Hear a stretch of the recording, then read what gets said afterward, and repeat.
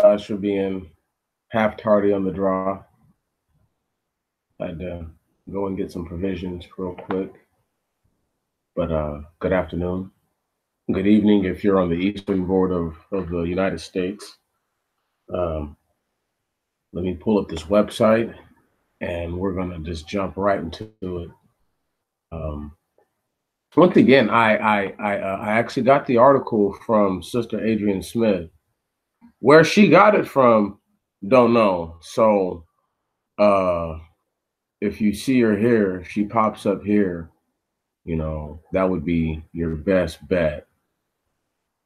Give me one moment to find the link. Dun, dun, dun, dun.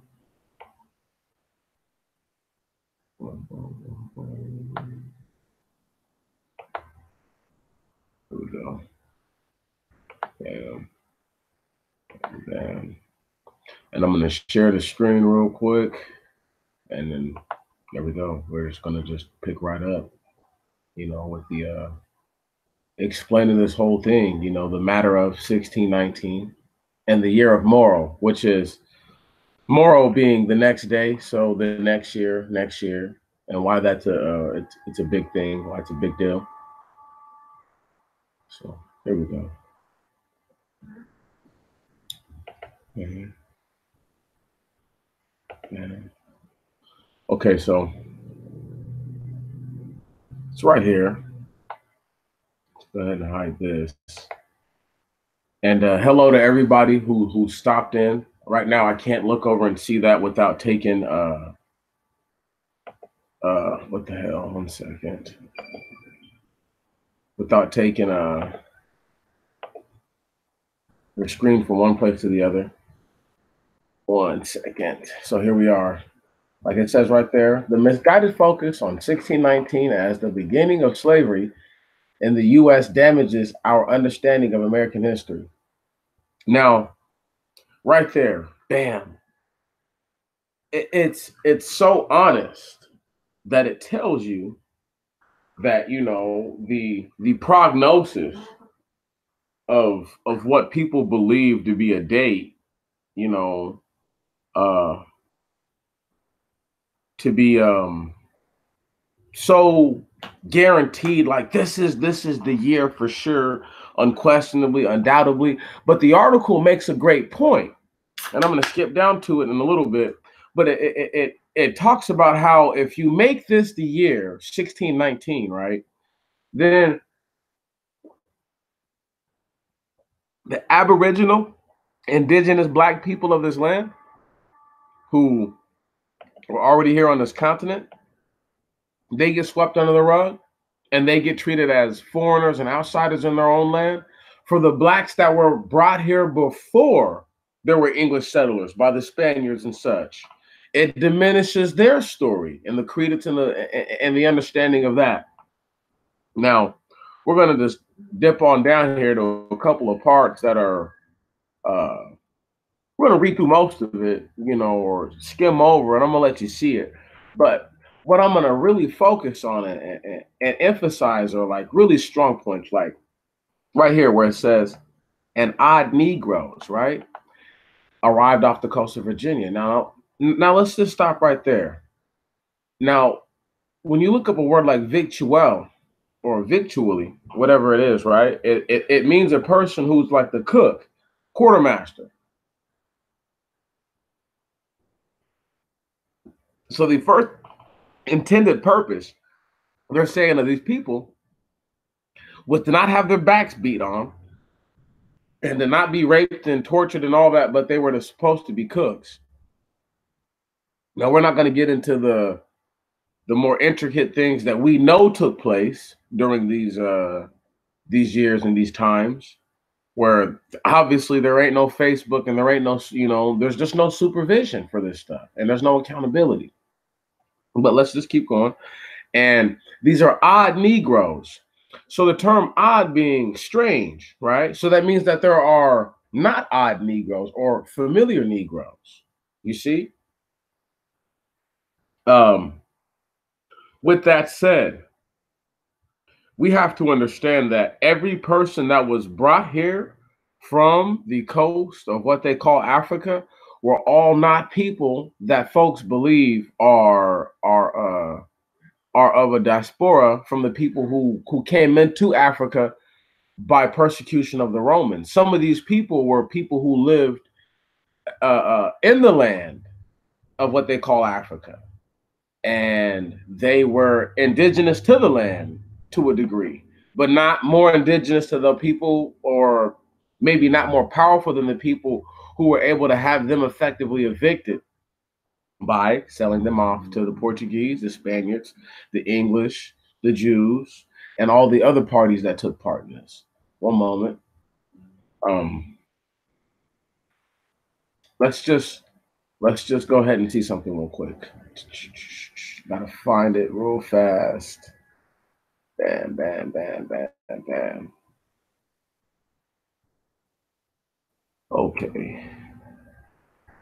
All right, so here we are. Let's read about this part right here.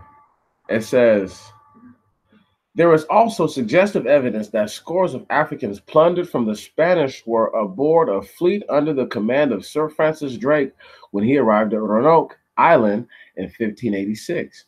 Stop right there.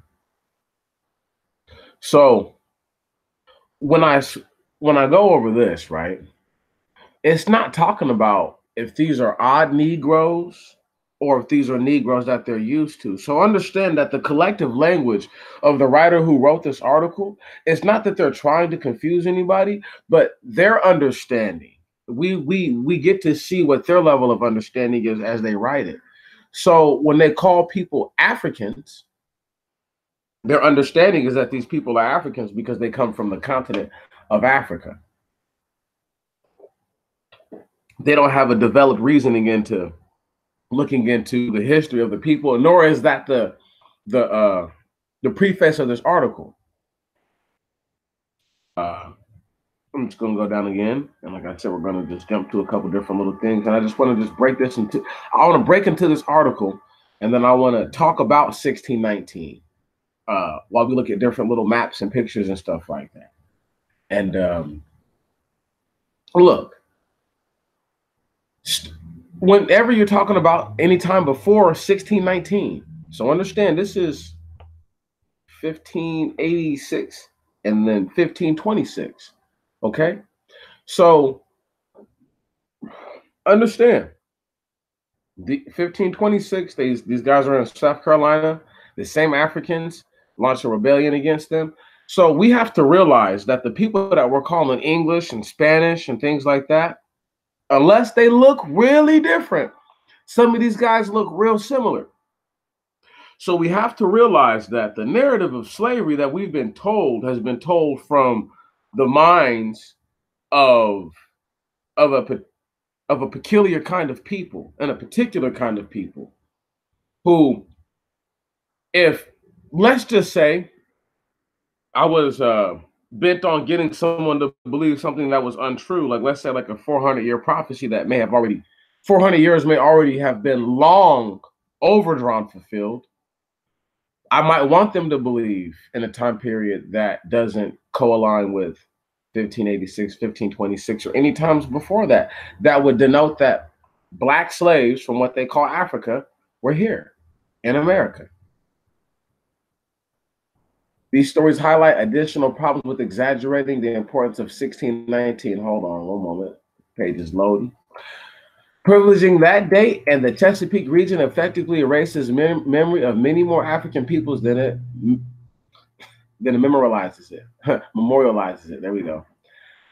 From this point forward and in this place narrative are silences from the memory of more than 500,000 African men, women, and children who had already crossed the Atlantic against their will. Now, there's no way of knowing that this is an accurate number. There's no way. One moment. Here we go with this. There's no way that a person could know that it was more than 500,000, less than 500,000. You understand what I'm talking about? What we have to do is focus on the fact that 1619, right? This date becomes hard to believe as the date to believe at a 400-year period, let's say next year, 2019, it becomes hard to believe that if a person were to base it on the 400-year sojourning of the seed of Abraham in a strange land, it it it it beckons the question, well, what if these people have already had their 400 years with these people and are stealing more time, so to speak? The wicked devising a wicked device. However, um, let's just move down real quick. I'm pretty sure this brings up something about the 1560s. Nope. That's the other article I had up. So give me one moment. We're just gonna just break into this one more time. I just gotta find where it's at. Okay, here we go. When we make the mistake of fixing this place and time as inherently or inevitably English, which is pretty much saying that these are white people, we prepare the ground for the assumption that the United States already existed in embryonic fashion. Now understand, they're saying that the way that the United States is now, it's always been like that. That's the assumption that people get if they read that. But if you understand that these same Africans, right, were able to destroy at will, these people's dreams and ideas, then it's kind of like one of those things. Now let's just look at this right here. From the early 1500s forward, the Portuguese, Spanish, English, French, Dutch, and others, because it didn't want to make it seem like it was just a bunch of white people, right? And it didn't want to expose the sellout blacks who've all been a part of this, fought to control the resources of the emerging transatlantic world, which is sugar, cotton, tobacco, and any other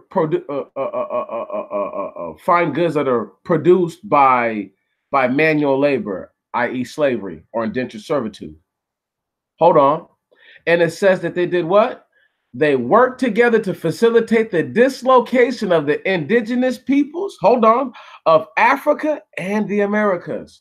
So you got to understand that this was a cohesive effort to do such. And they even say here that these guys fought over almost everything, right? You get what I'm talking about? But they didn't fight over the slaves. You understand? So it's just one of those things that you have to put into your mind and say, okay, all right, that does make sense. So as historian John Thornton has shown us, the African men and women who appeared almost as if by chance in 1619, Virginia, were there because of a chain of events involving Portugal, Spain, the Netherlands, and England. Look, they're saying that Virginia is just a little ass story. And if you only solely focus on 1619, then you take away from all the other wicked shit that they did in order for it to even get there. If you start the story on Plymouth Rock, right on, then that means that you have to go through all the things that all those people did to the indigenous thing. And then understand that this is a cohesive effort from the 1500s forward by 1, 2, 3, 4, 5, and 6 plus groups. Can you dig it? And it become an understanding that anyway, look, let's just keep going. I want to find a spot where it's like they fight over everything, but they pretty much don't fight over, slaves. It's just crazy. And they want you to believe it. They want you to believe as if, what's the word I'm looking for? They want you to believe as if Black people haven't been here. See what I'm saying? Here it goes right here. Stop. African actors enabled American colonies to survive, and they were equally able to destroy European colony ventures. What that means is that at their whim, they could shut shit down. Now, you would be a fool to believe that all these blacks that they're talking about were blacks that were slaves. You would be a fool to believe that some of them aren't black Moors that these white Englishmen and these white Deutschmen and all these white Portuguese brought over here and tried to fuck around and didn't realize that this Hamite was not having that. and he fucked them up. You see what I'm saying? Or they got together with the indigenous people who were not Hamites. And once again, being able to do that to them, because you're dealing with different genetic patterns. So you're dealing with different mindsets, and people think differently and act differently. Give me one moment. I'm gonna pull up a screenshot of a damn old 1 second, of a damn map that they was using during the slavery time. 1 second. I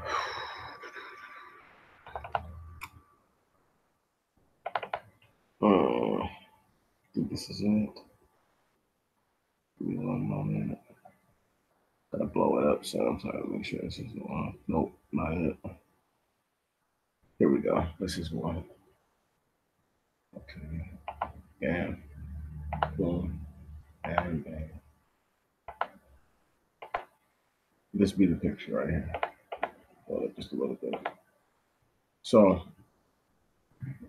as you can see, right, it's a map, obviously, of where these slavers were at. I want you to look though, get a really good understanding of this. So this is slaving grounds. Now this isn't called Takor anymore, right on. This is slaving grounds all throughout all of this stuff, right on. So you got to realize that they're taking different diverse groups of people. They were taking many different diverse groups of people. So when they say odd Negroes, are they saying odd Negroes because all the black people didn't look the same? There's a lot of different things that go into this perception. But the 1619 narrative, the reason why it's so dangerous is because if you solely focus on that, let's say you're a person who's like, well, I think next year's the year everything changes in America. All life it will never be the same again. The Messiah, whatever. If that's what you think, right? Well, what about these guys who, like I said, the Spanish were here long before the English were, and they had already had colonized the place. So when you kind of look at the situation, you kind of have to tell yourself, well, if these blacks people are already here, when did their trials and tribulations begin? Did it, for me, it would have begun as soon as they started to get sold into slavery, as soon as they started to, to be thrown into hard bondage. I would presume that's the most logical notion. So to say 1619, because that's when the Englishmen could finally get his hands around some Hebrews or some Hebrews and do to them what it is that he had wanted to fucking do for forever. It's a whole different thing that changes everything, and because that changes everything, we have to say, okay, well, look, what does 1619 really mean? Is that just a mental mind fuck by these people to have people ready for this 400-year junction when 400 years ago could have been 1997. You see what I'm saying? 400 years could have been 1960, and we could have been here. We could be here for going on, 460, 470 years. So it's just like there's no way of telling, what this does to people's mindsets.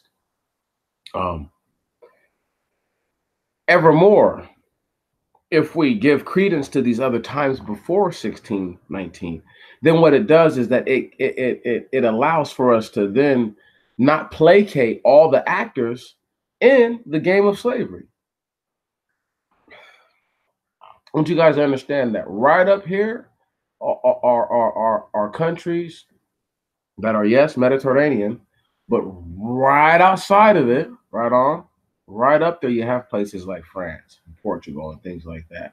So what's funny is that, these places that are close enough to actually be affected by these people are the true actors and the true culprits of all this. Now look where all these arrows are pointing to, right? They're pointing outwards to up here, right? Because this is where they're going. The Portuguese, the Spaniards, this, that, and the other. This because they're shifting these people here. and then they're sending them out. They weren't just sending them from right here, right the fuck on over. No, they had to do stuff like, okay, we're gonna send these kinds of people here. We're gonna send these kinds of people here. We're gonna send these kinds of people there. And I'll give you a prime example. Um, Urban legend has it that they used to have some kind of person who would stand on the boat, some gimp type bastard who would lick the black people as they came up. And if they weren't salty enough, they didn't taste salty enough, they were killed pretty much on the spot. Now, I'm sure that they didn't kill all those people, but a lot of them did die horrendous deaths because it was believed that they didn't have enough salt in their bodies to sustain over the trip through the Atlantic. So these same people are the same people that they believe suffer from sickle cell anemia, things like that. However, 1619 is a number that they want you to believe. I didn't make that year up. And that's not the first year that true black people would have been obviously visualized in this country. That it's not the first year that they would have been brought here. Like I said, unless these are all or a majority of these people who are doing, like the ones who are revolting seriously, I don't know them to be the people that I think they are because, well, the true Hebrews blood mixed with these people called Canaanites thousands of years ago. And the reason why that's important is because when they blood mixed with them, they untook some of their biological precursors. One of them is that they were very servile, these Canaanite people. So inherently, these Hebrew people take on some of these initiatives of being very servile. Why this is important is because, well, a person who is more docile, more servile is less likely to uprise against you, nor to rebel against you. It would take obviously mistreatment for those people to want to uprise and to rebel. But for the ones who choose willingly, wantonfully to rebel, well, one can only presume that these might not be the same people. However, 1619, if this is the year, undoubtedly, unquestionably, factually, absolutely, that where in which the Negro, the Afro man, was brought to this land, and that beckons to question many different things. One moment, let me stop sharing. What that does is it allows for a person who has a mind that is weak. What up, Ben Judah? You're funny. But what it does is that it allows a person to do their thing. Martinetta, Tammy, what up? But it allows a person to pretty much give you the bullshit, you know, the lies that it is that no one can tell you that, oh no, 400 years, 1619, that means 2019, that means next year we're going to get free. That means next year the Messiah is going to come and all this. And it's like, that's a dangerous way of thinking. That's a dangerous way of being. Because I'm going to go back to this article one more time real quick and share that with you one more time. And just show you, you know, the importance of words. Because when a person words something a certain way, it's not just a telltale sign, but signal to you to at least take serious what they're saying. Hold on, let me slow it bigger. Y'all can see this a little bit better.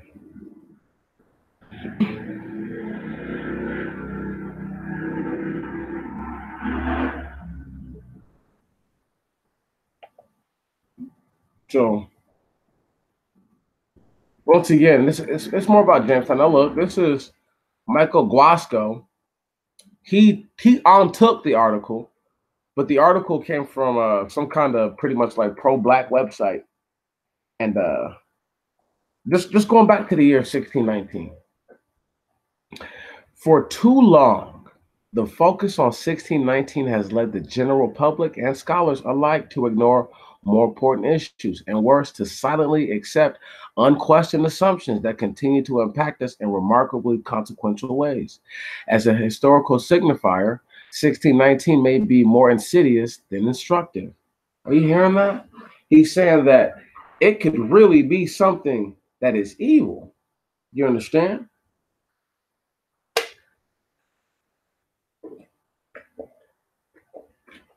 Wicked. The reason why is because, once again, we're trying to give credence to a people's.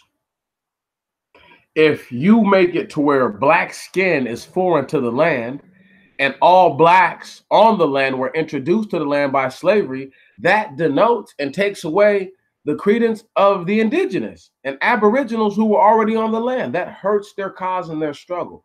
Yes, it does. It hurts them very much.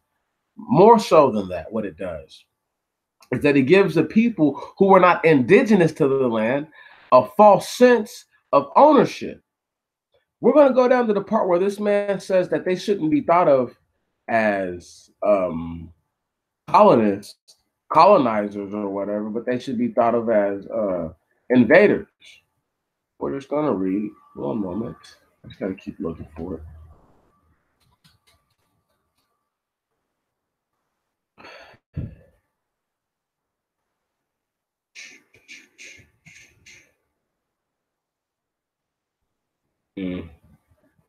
Where we at?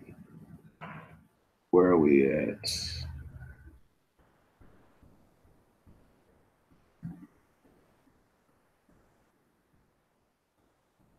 Not finding it right. I'm not seeing it right this second. It might be further up, but it most definitely it's in quotation, so I'll see it. But just to be on it though, just to be on it with you and to be honest with you, is that the Smithsonian picked it up because it thought that it was totally important. But what is important is that we have to realize that they see the intrusion of such wrongness. They understand how bad it is. One second.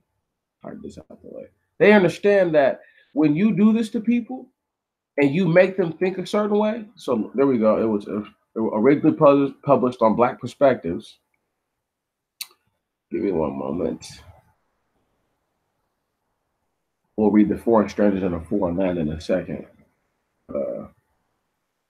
I'm looking for that because I thought that was, here we go. Selective memory has conditioned us to employ terms like settlers, colonists, when we would rather be served by thinking of the English as invaders or occupiers. Now, when it says the English, it should say that about the Spanish, the Portuguese, right on, the Deutsch, all of them. It shouldn't just relish that to the English. And this is why I said that whoever wrote this has their perception of history is skewed on thinking that only the English are lying. Because if you read it like this, it's almost as if only the English teachers are the people that have taught history here. But there have been many people who were not English, very prominent people.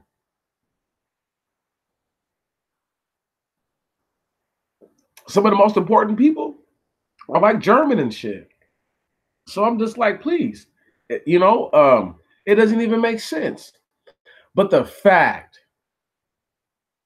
that a person would have the mind to say settlers and colonists is a selective memory term, whereas invader or occupier is more appropriate.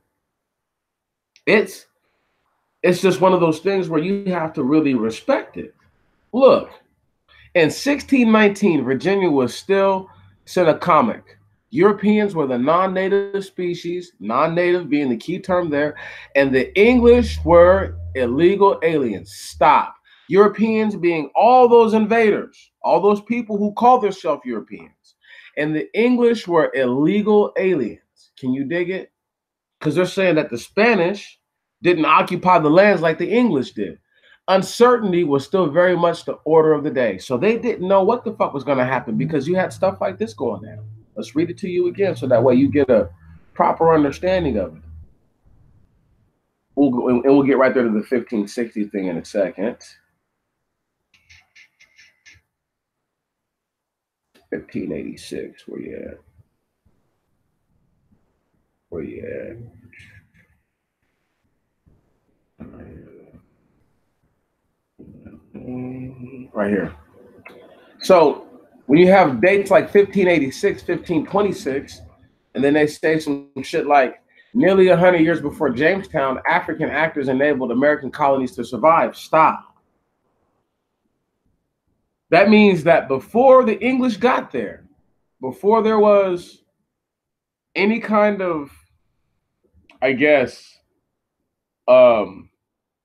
superiority truly being practiced amongst these people in a vicious way, where in which the cruelty of it, the inhumaneness of it, each group was viciously brutal to some form of the black people, be it aboriginals, be it the so-called Africans, be it what you call Negroes. However, whether they were indigenous or not, these people were treated like fucking shit.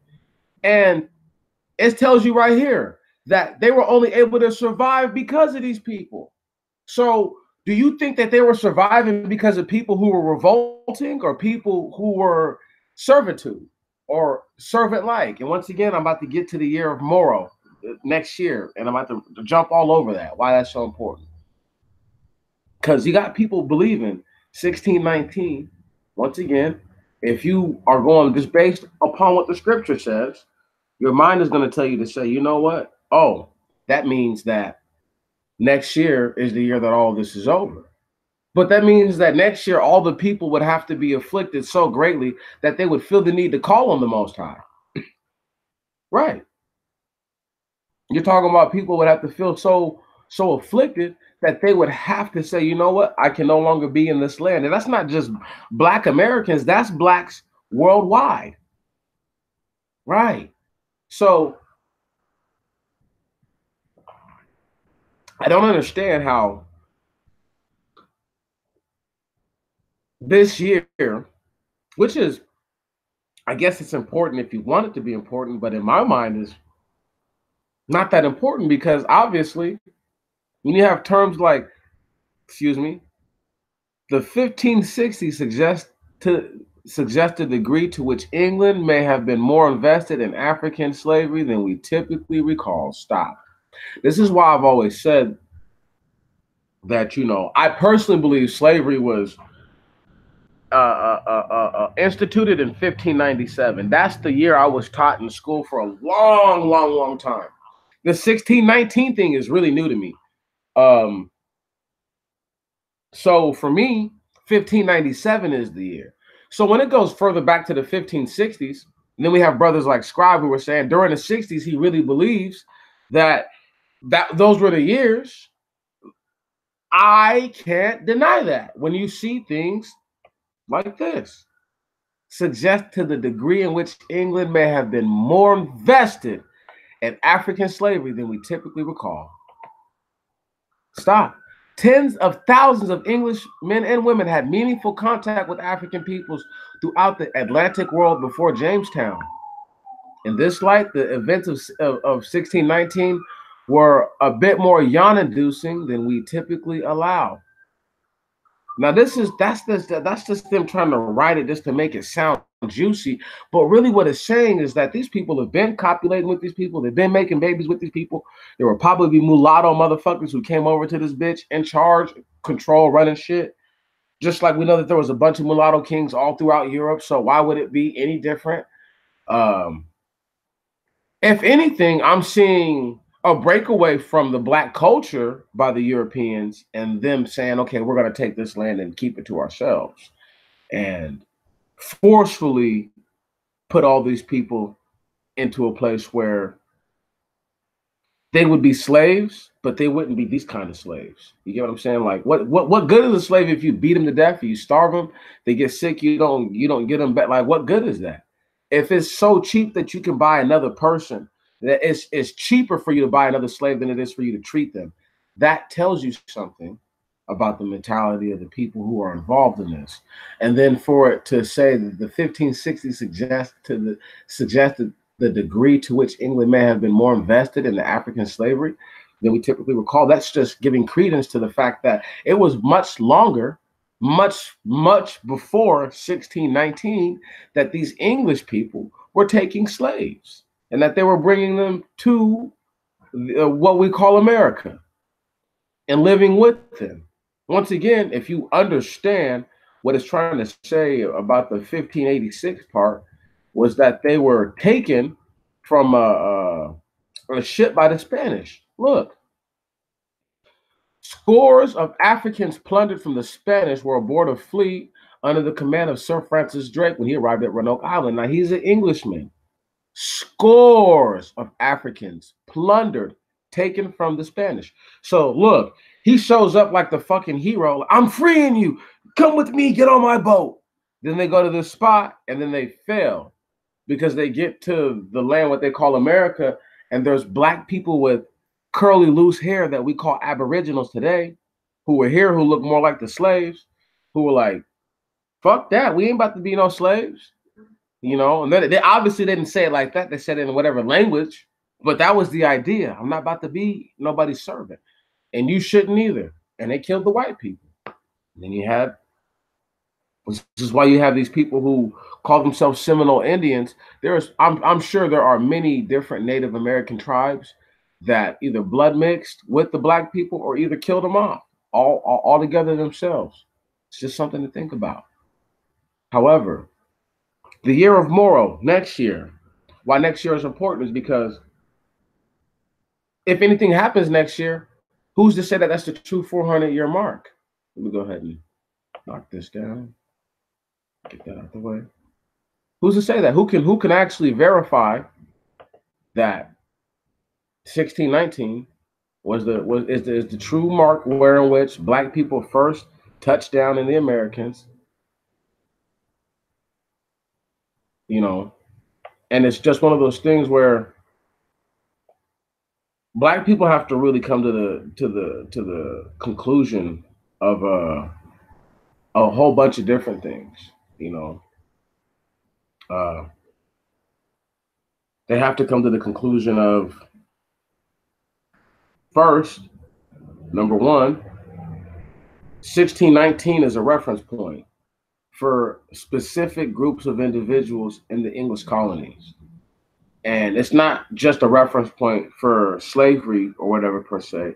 It's a reference point for where in which they could probably start to talk about successful colonization. Right. So they're not going to talk about failed colonies or times where in which they had black slaves turn on them. Why would you talk about that? What that would do is encourage black people to do something like turn on them right now. So the last thing they're going to do is encourage that type of activity. Number two is that, once again, if we go into next year and people are like, oh, shit's jumping off, everything's changing. I knew 400 years ago was 1619. You still can't dictate that's when people who look like us got here. If you listen to the video that I made last night, that's the preface to this whole live stream. There's a part in the article where it talks about people who were masters, you know. Well, we'll see, but that's the thing, though. That's what the article talked about, though, sister. The article talked about how people have willfully, you know, taken all these things, you know what I mean? Unquestioned assumptions. We assume that white people got here and just took shit over and just, bam, made it happen. That's an assumption, you know, because for us to be living in a 24-hour cycle now, to dial it back 400 years ago, they're living in the same 24-hour cycle. There's no way, like the article said, that these people touched down, didn't know the indigenous, were fighting with the indigenous. You know, there's no way that they knew that these people were going to let them live on this land, especially when you've already heard horror stories of blacks turning on the people who may have or may have not freed them from Spaniards, may have just been a simple transfer of hands of ownership, so to speak. And thank you, sister. I appreciate that. You got, once again, you guys can thank Adrian Smith for that one. That was a surprise article from her, and it's just, this really kind of goes back to Scribe, and something that she had brought up, that, because he talks about this stuff. Well, he used to talk about it all the time. He doesn't talk about it almost never now, but he used to really believe, the civil rights, and I still think he does really believe that the civil rights was when we were supposed to get up out of here. And if that's the case, articles like these give credence to the 1560s being a time and a place where in which we could say that Black people were actually probably already here being afflicted, and not 1619. And 1619, if we go based on, once again, if these people are so-called calling themselves woke and all these other things, it's just really hard for me to take serious that all the events that are taking place are by people who are trying to destroy them, and are, if you ask me, are doing a very good job. So it's like, why would next year be the last year for them making people not think that they do? First off, getting the people to believe that they don't need the Most High by believing that they can do it themselves. Anybody who believes that they're self-sufficient is a fool. And this is where Black people are at. And the matter of 1619 and the year of Morrow, they follow hand in hand. They are things that people just don't want to accept. Let me show you something real quick. Hold on one moment. And it's just amazing because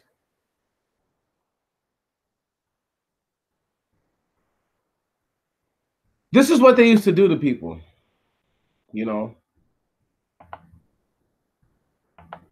One moment. And I'm gonna make sure that it's big enough so that way y'all can see what it says at the bottom. You see that? A father slave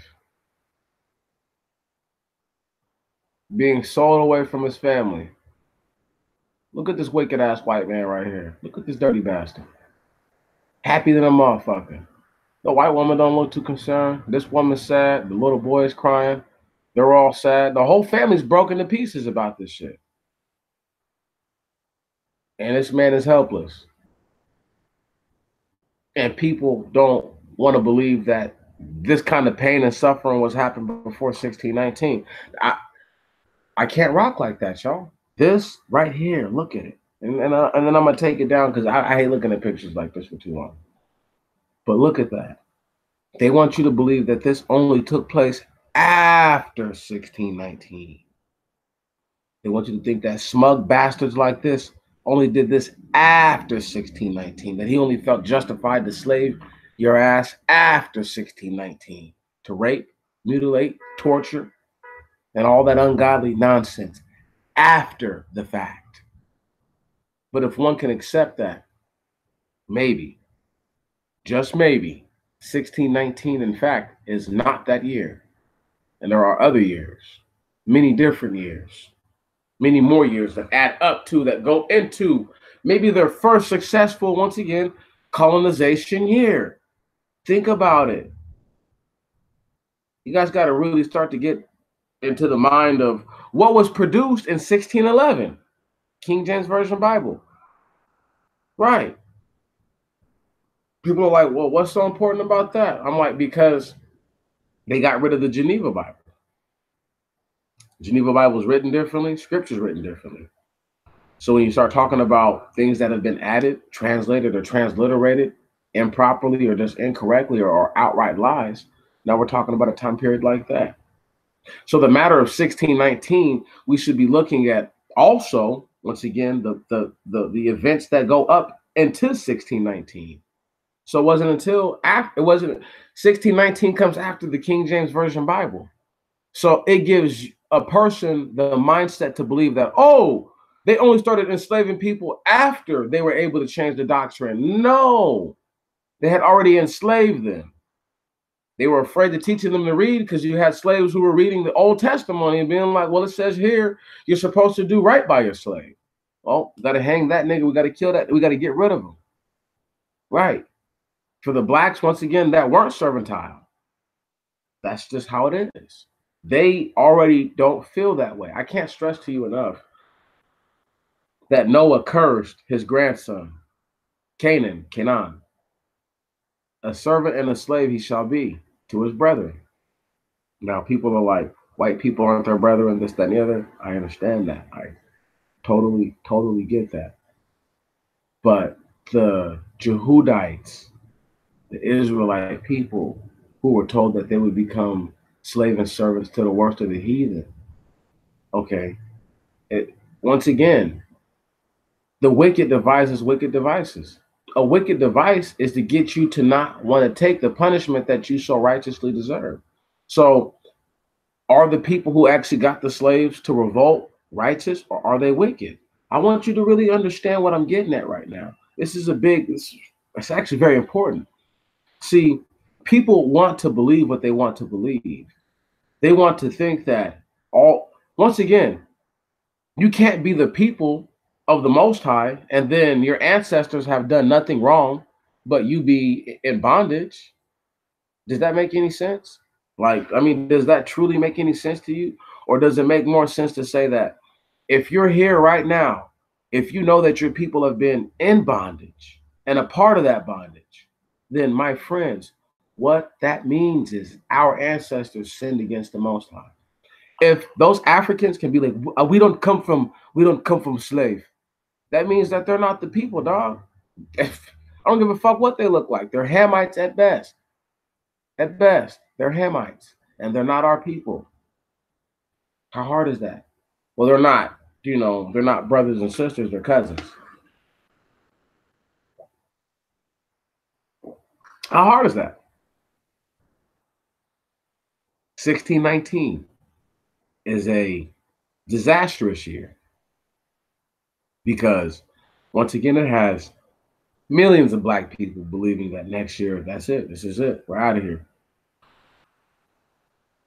And I'm like, so what happens if nothing happens next year? Do these people all lose their faith? Do they say the Bible's full of shit? It's fake? The prophecy's fake? Right. It's the year of Morrow where people finally break and finally start to show the true colors that they never believed in the first place. So that's what I'm asking. Is the year of Morrow when people break? Is it going to be time for people to actually show that they don't believe? Right on. Don't you think that would be easier to hand you up or to get handed up by a family member if, let's say, that same family member had ever heard you say, oh, well, 1619 is the year where this, that, and the other started, and maybe now it's blasphemy. Right. We haven't got there yet. No way of telling. But a person would be uber sad if they found out that, well, nothing took place next year and now their words are seen as blasphemous. So this is why I'm talking about it, because it doesn't seem like it's important, but really it actually beckons people to ask a lot of questions. They should wonder. I have never thought that 1619 was the year. I just thought that was a year that they just threw out there that they said. I've always believed that when I say 1597, I'm trying to think of where I first read that at, like what book it was in. I can't think right now, but that's the year I was taught. So 400 years from 1597 would be 1997. 20 more years after 1997 is freaking 2017. So we would be going on 422 years based on that mindset. And if we're going, you know, if now let's say we're going to predate 1597, like the articles has already shown us, you could predate 1597, and then it's really deep, you know, because if you start in the 1560s or even before the 1560s, then you start to ask yourself, well, if the 400 years is up, how long ago was it up, and when were we supposed to be up out of here, and why won't they let us go? What's their ultimate scheme? What's their ultimate goal? See, people have never asked themselves this because they don't really believe in the Bible at all. They think that it's a good reference point for morals and values, but they don't actually take it serious for a historical reference, nor do they take, you know, nor do they believe in prophecy. But I want to lay something on everybody real quick while I'm talking about this. Quick caveat. The ancient rulers all believed in deities. They all deity worshiped. It was a key part of their life. You're talking about these people believed, and they were rich and famous and powerful. So if these people believed thousands of years ago, and this wasn't to control you, it wasn't to control you. They believed in different gods. So you can't tell me that the belief in another deity is to control a person when everybody who may believe in this deity may not be a person of great substance. So with that said, the deity that they acknowledge, well, that they are acknowledging now, you should at least say to yourself, well, why would these people acknowledge deities? Why is God worship so important if it's a made up instrument? Once again, we're talking about thousands of years ago now. We're not talking about today, we're talking about thousands of years ago, where looking at somebody the wrong way, hell, saying the wrong thing about the emperor that you meant as a compliment could cost you your life. Speaking ill on the king, for sure, merited death. So there's no way that a person can tell me that faith means nothing and that we're all just a bunch of kooks. It plays a viable part in what we understand. And our understanding is rooted in what we believe to be a prophecy given to this man named Abraham, a 400-year prophecy. Now, once again, do people's faith become like butter under a lightsaber if things don't change next year? This is a very important question. The reason why they've been drilling 1619 into the heads of the people is because once blacks that they knew would eventually become literate, they let black people out of stop. They allow black people the free range slavery that they enjoy now. Okay. They took the shackles off. They took them off. Anybody who tells you right now that blacks would have got free eventually is a fucking liar. And they have no idea how powerful gunpowder is, and they don't know how fearful that makes a person of their mortality. With that said, the blacks that were here 1619 and before, now it just gives a person a mindset, okay, well, 400 years from now, oh, that was 400 years ago. Okay, well, it's 1989. You see what I'm saying? You get me? So that means what? That means in 30 years, I'm good to go. That means that they just got to make 30 years. But what happens if you've been holding on for 30 years or 40 years or 50 years or however long to the 1619 prophecy and holding on to the 400-year prophecy of Abraham? You know, right, sister? That's what I'm thinking. But I don't want to call it that because I don't want to accuse these people of being as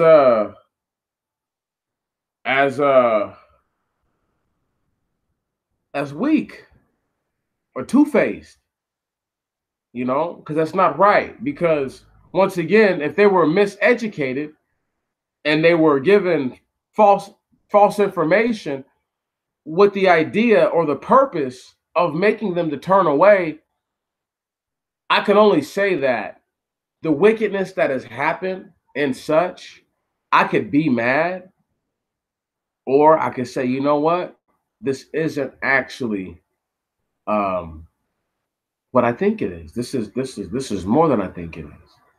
The year of Morrow. I'm trying to tell y'all, next year we could see a lot of people just break down and start to go crazy because they believe that this prophecy is about to come true. We could see as this year comes to an end, more activity from people we don't normally see any kind of activity from.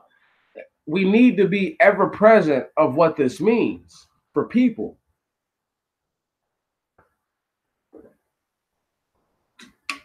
Where we all don't see eye to eye on every issue, that's fine. There are certain things that are universally agreed upon. I think we all can agree that next year there are going to be some people whose faiths are tested, shaken, destroyed even. There are going to be people just like that. There are going to be people just like that. So why would they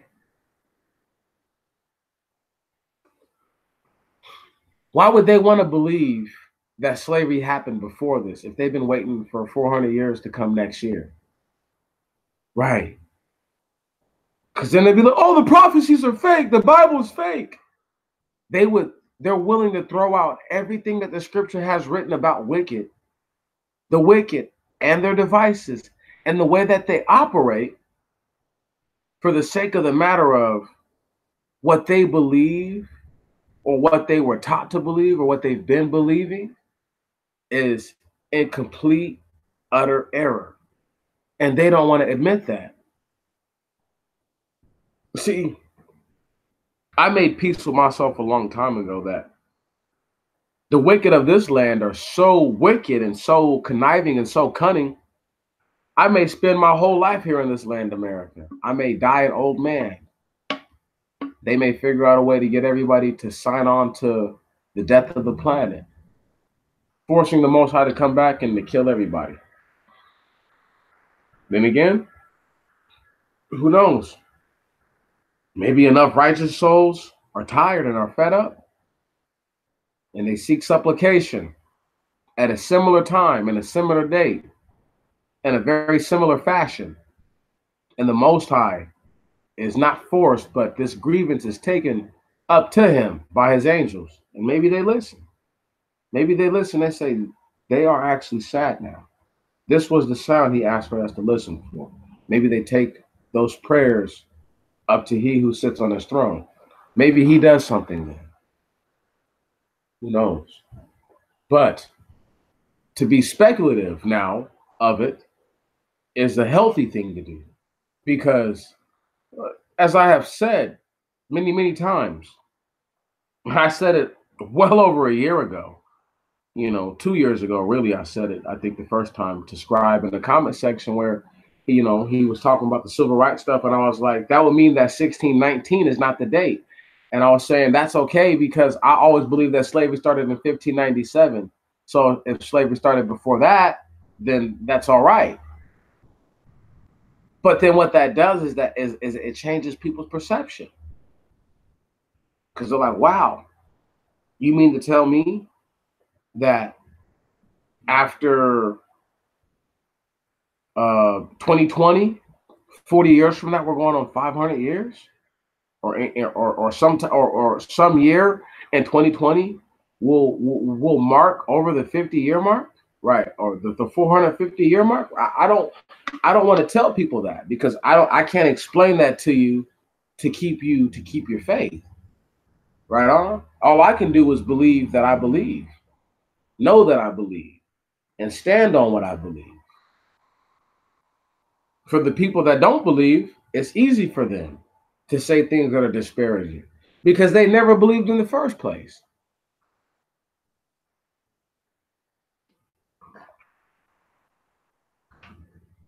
They are not our friends. They are not our allies. They're not our enemies either. Not yet. Not until they make themselves the enemy. Not until they make themselves known. But it is it's a travesty. It's a travesty. Because we're in a space where on one side you have, excuse me, you have belief, bam, the buffer. And then on the other side, you have the true, undeniable facts. The truth is absolute. It won't change. And if one slave who looked like us was here before 1619, that destroys that whole, it destroys that whole thing. See what I'm saying? You know, uh the Moroccans, they have, there's so many different damn treaties that they made, but one of the more famous ones, the Barbary Treaty of 1700, because the white men that were bringing them over here for the hundreds of years that they were bringing them over here before were obviously enslaving these men and keeping them as slaves, right? They weren't returning their property to them when they got here.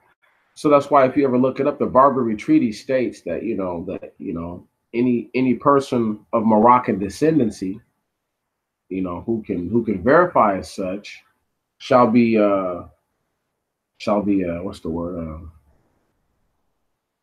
And they pretty much give you back your stuff. Not reimbursed. I just can't think of the word right now. But pretty much they have to give you back all the belongings, everything, right? And this is where they read in the provision that if a person was to go against this treaty, that man would be subject to having to pretty much give up everything that he owned.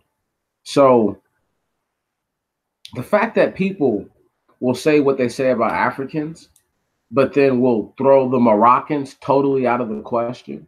The black Moroccans, they're totally out their mind when it comes to slavery. It just, once again, you have to have a healthier mind to say, well, once again, who's telling the story? 1619 isn't the year that black people started existing. So what were they doing before all this? Like, once again, you're telling me that what were the events that led to white people being able to go to Africa and to take these black people? You see what I'm saying? If 1619 is that year, what were the events of the years or the year following that led up to all of this? And none of that stuff is explained in the slavery narrative. So people really just have a hard time accepting that, because the Spaniards are Europeans and all these other guys are Europeans. They want to say that they're all liars and none of them are telling the truth. But it's like we have contradictory history as far as our understanding of when these people arrived, but the contradictions are more or less clarifications that, okay, in English European history, if they wanted to claim as such, 1619 is the year that they really first started slavery in Virginia. You could claim that.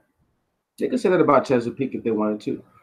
Or you could say that before 1619, the understanding was so squalor, so minuscule, that if they gave rise to any one of these other years, the competency of the people that we're talking about right now, being the English, would be in dire question. Once again, I read to you already how the slaves, the African slaves, they pretty much controlled the fate of these places. They controlled the fate of them. And this is before 1619. They were controlling the fate of these places. So what makes you think that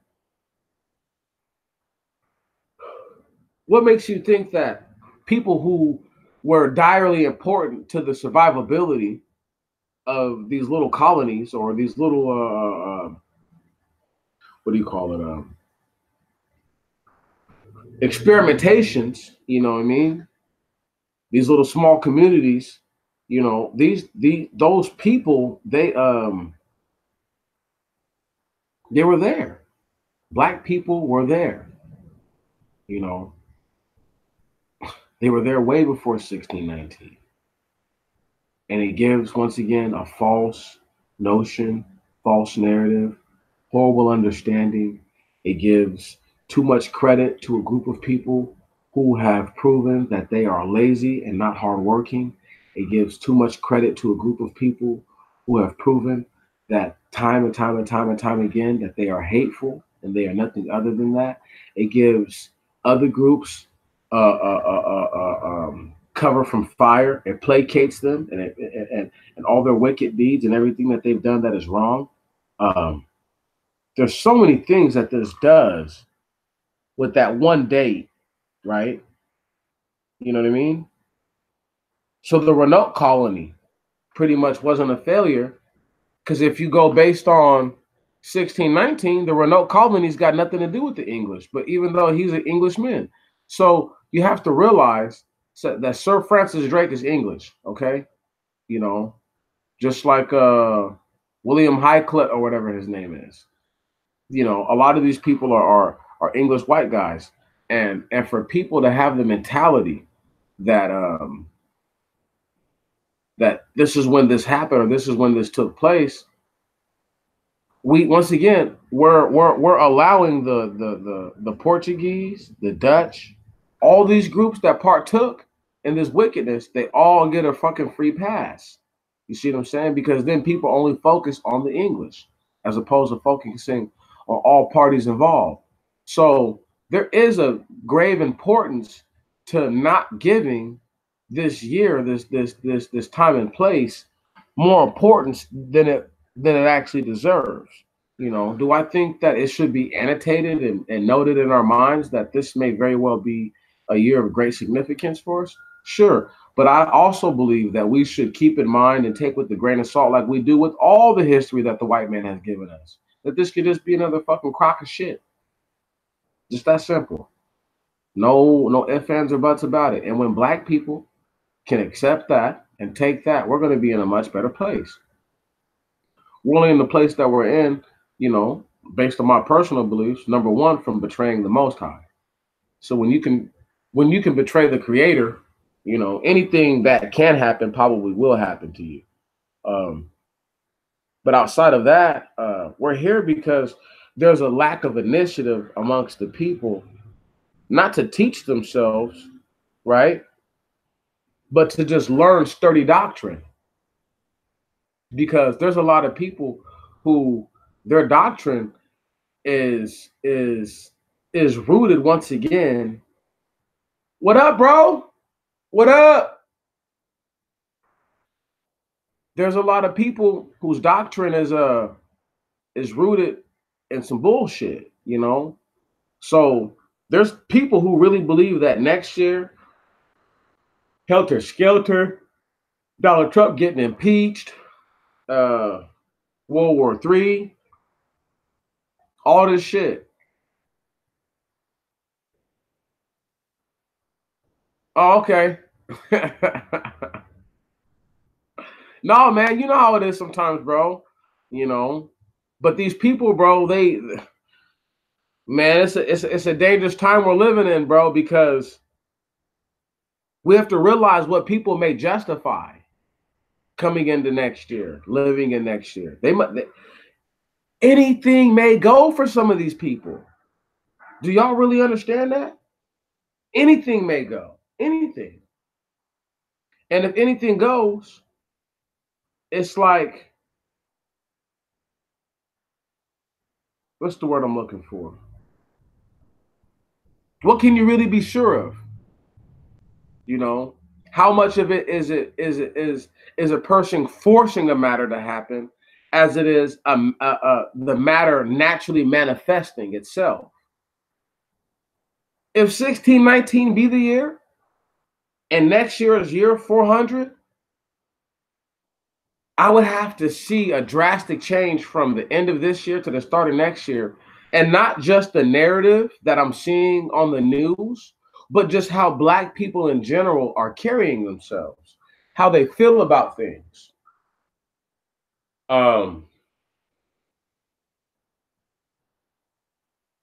there's no way that we're going to get to a point as a people that we're all super duper sad and so remorseful and asking, the creator of all things to come get us if we think we can save ourselves. If people think that shit, I can just get into real estate and make some money. It's not going to happen like that. So even when we talk about the year of Morrow and we talk about the matter of 1619 and just the year of it being so not just questionable, but it gives all the wrong impressions. It makes people once again accept things that they may not actually accept, or they might not have accepted if they were told a whole nother story. How would they feel about Black people if they had read that the survivability of the beginning colonies before 1619 was almost solely based on the Blacks? Their understanding and the expertise in tobacco comes from the Blacks. I'm quite sure everything that they learned from Black people, and they treated them like shit. So it's just one of those things where would I get off telling you that 1619 is unquestionably that year? Where would I get off doing that? By me saying that 1619 isn't the year, I automatically support what our brother Scribe, said for a long time, But once again, that comes from my own understanding in my own mind, and I'm not leaning on my own understanding, but that just comes from what I know to be outside of 1619. So when I lean on what other people have said, and I lean on scripture, and I just look at what the hell is going on in the world, I have to say things like, okay, if the 1960s were those years, right? You get what I'm saying? If let's just say the year Dr. King was assassinated, 1968 was the year, right?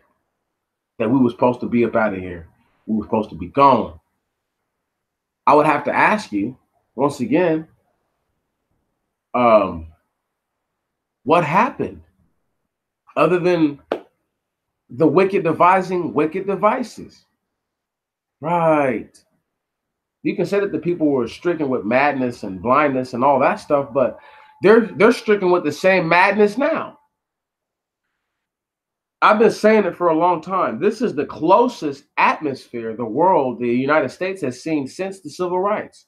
The closest. Wasn't like this even close in the 80s, wasn't like this even close in the 90s. Nowhere close. This atmosphere is about 50% less than the civil rights movement, but there's all the crazy shit that you need going on that is going to make Black people realize they're under attack. Once again, is 2019 the year that Black people wake up and realize that they're actually not on equal footing to an oppressor who has been on top of the mountain for hundreds of years? And we're not fighting against the dirty-faced white trash motherfuckers. No, we're fighting against the guys that tuck the fucking napkin in like a bib. You see what I'm saying? Those are the ones who are your threat. Those are the ones who want you deader than dead.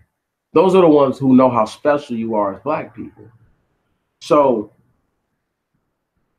once again, if the 60s, if the crescendo of the civil rights movement was our time out of here, why didn't not one Black person just say, you know what, I'm going to Geneva. I'm filing a genocide case against the United States of America, as opposed to threatening it. They just threatened it. Why didn't they just go?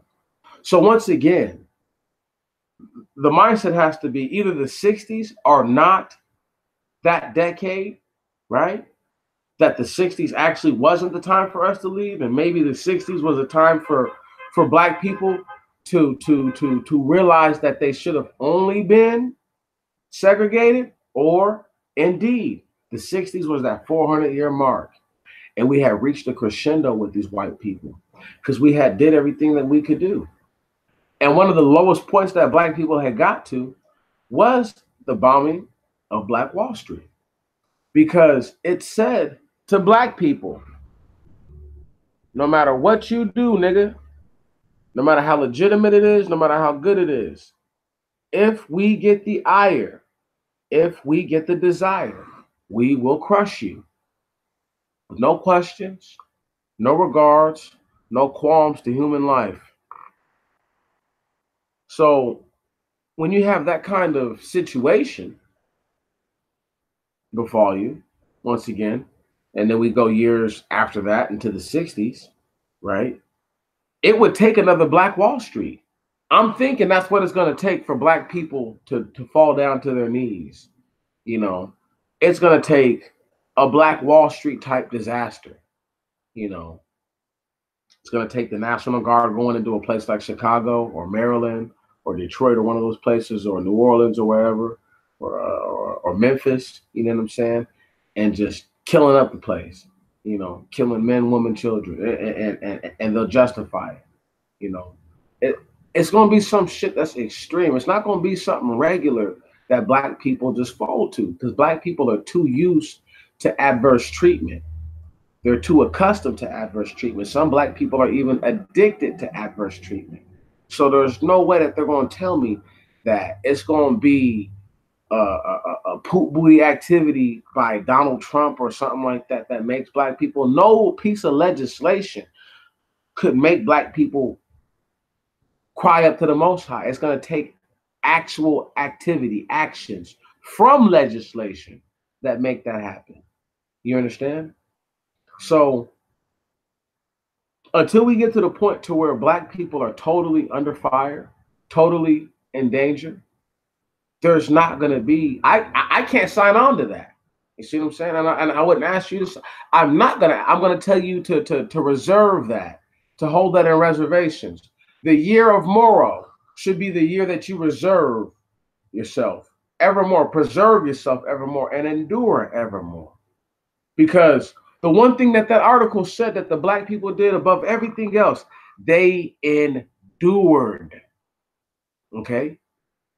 That's the one thing, that's the one thing you got, Black man, Black woman, Black child, is that you can endure things, that shit that would break even the strongest from other cultures. It would break them. They'd commit suicide. They revolt. They would do all the. You're talking about Black people who took the coldest ass whooping that the world knows about and has been so gracious about it that people think they're weak, but yet no one wants a piece of them. I don't understand. Give me one moment.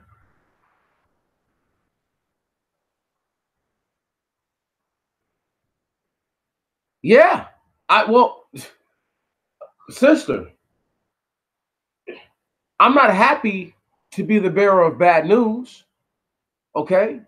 These other guys won't say it. So I'll say it. I'll say it. It's heartbreaking. But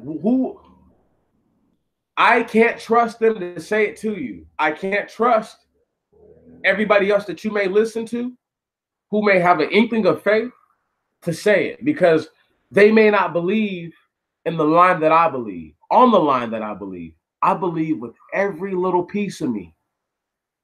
That's why I fight so hard. That's why I'm so objective to things. That's why I won't subject myself to certain certain nonsense, to certain activity. I just won't. We as a people, we need to feel sick. We need to feel helpless. We need to feel like shit. If something don't happen today, it's fucking over. That's what we need to feel like. If we don't get to that point, it's done. It's done. It's done. They don't got to worry about nothing else. The year of Morrow will keep coming. Okay? And each year after 1619, if nothing significant or drastic happens next year, more and more people will lose the faith. More and more. Okay? This is why it says that, you know what I'm saying? You know, the time is shortened, lest no flesh be saved. Can you dig it? So the time has to be shortened, because I could totally see after next year, if nothing significant happens, I'm talking about most black people who are talking about, even right now as we say hallelujah and really believe, I can see a lot of black people falling by the wayside. I don't see anyone here doing that. I can't visualize that because you're here now. But black people who are already half stepping with the Most High, black people who think that bacon on a cheeseburger sandwich every once in a while is okay. All right. Black people who still like to eat their shrimps and their clam chowder, right? And just won't break away, can't break away. Those kind of black people who can rattle off to you all kinds of names and dates, can tell you all kinds of wonderful things. But what good is that knowledge if they don't use what they know to worship the Most High in full? And it's no good. It's worthless. We're going to see more people, I believe, next year just give up, totally give in. We're going to see these YouTubers. Once all these other, I told y'all before, Me Too and all this shit is dying. So next year, you're going to see a lot of these YouTubers slowly venture when we get around this time next year, May, June-ish, you know what I mean? August, October-ish, July type stuff, you're going to see more of the talk like, well, what's really going to happen this year? Is the prophecy fake? You know what I mean? Is this really just a joke of the white man? You know what I mean? And we have to be careful to allow our faith to be apprehended by people who've already apprehended everything else. They've already taken our minds from us, our sovereignty from us. Okay? We don't have any real physical freedom. We can only do what society allows us to do. So if you allow these same people to get your mind pumped up, they're going to get you killed. It's really that fucking simple. If you allow black people who are already half-stepping, right, that you may listen to, who encourage things like interracial sex, who encourage things like not loving your people and saying forget the people who are at the bottom of the food chain. Okay? If those are going to be the people that you're listening to, once again, you have to realize that those are going to be the guys that if they're half steppers, there's going to be the same guys who are like, all this is fake. They're going to be the first ones. Okay? Okay? It's going to be them. Black people will only wake up if something super bad happens to them or their children. I pray it happens to the adults and not the babies. I know that sounds like fucked up, but I would much rather it happen to me than my son any day of the week. There's no question. There's no question. So it's like, but I just know that's not how it works. What's fair is all the adults should get laid the fuck out. That's fair. But what's just is that, what's justice, what's righteous is that sometimes people who are totally uninvolved in the situation become victims of consequences of another person. Sometimes that's what justice is. I didn't say I liked it. I didn't say I agreed, but I do capitulate to those standards because that's what the Most High, those are his rules. Once again, I only give in to the things that I can't fight because there's no need to fighting them. They only bring forth more drama, more strife, more trouble. I ask you something. Don't you think it's just a little awkward that the people who will tell you about 1619 as if that's for sure, like there's people who are dead on, they are so sure they can't be wrong, right? Don't you just think it's a little awkward that those people don't talk about time, that none of them ever approach time periods of slavery that happened before 1619? Don't you think that's weird? Right. That's awkward as I don't know what. That doesn't make any sense. And we as a people have to stop accepting that their 1 year narrative. What year? Who knows what year it really started? That's why it says the 1560s, because it doesn't know what year in the 1560s all of it really jumped off. But we know since the onset of 1500 going forward, the Portuguese, the Spaniard, the English, the Deutsch, and the French, and others all combined together in a cohesive effort to do what? To displace, to dislocate, geographically dislocate the indigenous people of not only what? Africa, but America, the Americas. So one has to have in their mind that there's people who live in places in Africa that they just recently migrated to within the last few hundred years, which is why they have no history in these lands, which is why there's been beef with them in these tribes. Because, yeah, they sold all these people to the white man. Then the white man came in there chasing them, forced them in, forced them out. Right. You see what I'm talking about? Got colonized, got taken over. The women were raped or whatever, or gave themselves up willingly. The men mixed themselves with white harlots. This is why I said for tens of thousands of European men and women, you know what I mean, had contact, you know what I mean, with the Africans in the transatlantic. That's why they said. That's why they said that. So that way they could cover their ass for all the mulatto kings and queens that were out there. Because they exist and they existed. If you guys really think that Meghan Markle is there for a reason, no. Please. She's there because they need, if they ever make babies, they need that blood, that in particular blood, right on? Be it the woman or the man, right? They needed that blood. Hard to believe, but it's true. However, 1619 is a year that a liar will give to you, hoping that you accept the year. Because once again, if you accept the year, then you accept the 400-year prophecy of Abraham, of Abraham. Then what happens is this, is that you say, well, next year has to be the year. Well, what happens when things don't start happening? Do black people start killing themselves and going like, once again, what happens with these people? Will they all just start getting into interracial relationships then? Because the kings and queens for a long time of England, France, Germany, Spain, Portugal, and all those places were almost always mulattoes. For a very long time, they were mulattoes. Very long time.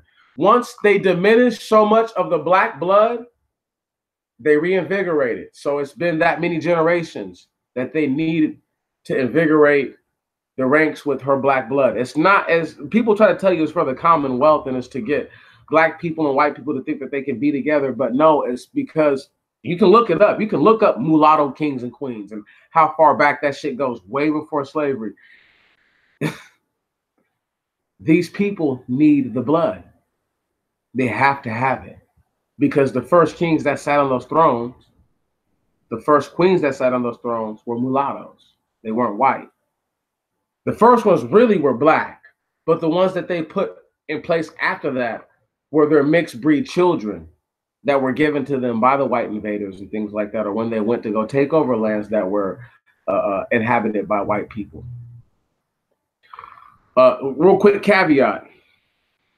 When people talk about the Moors invading places like France and Germany and all that stuff, this is only after the fact that those same groups of so-called Europeans had came down and invaded what we know as Rome and places of the Mediterranean today.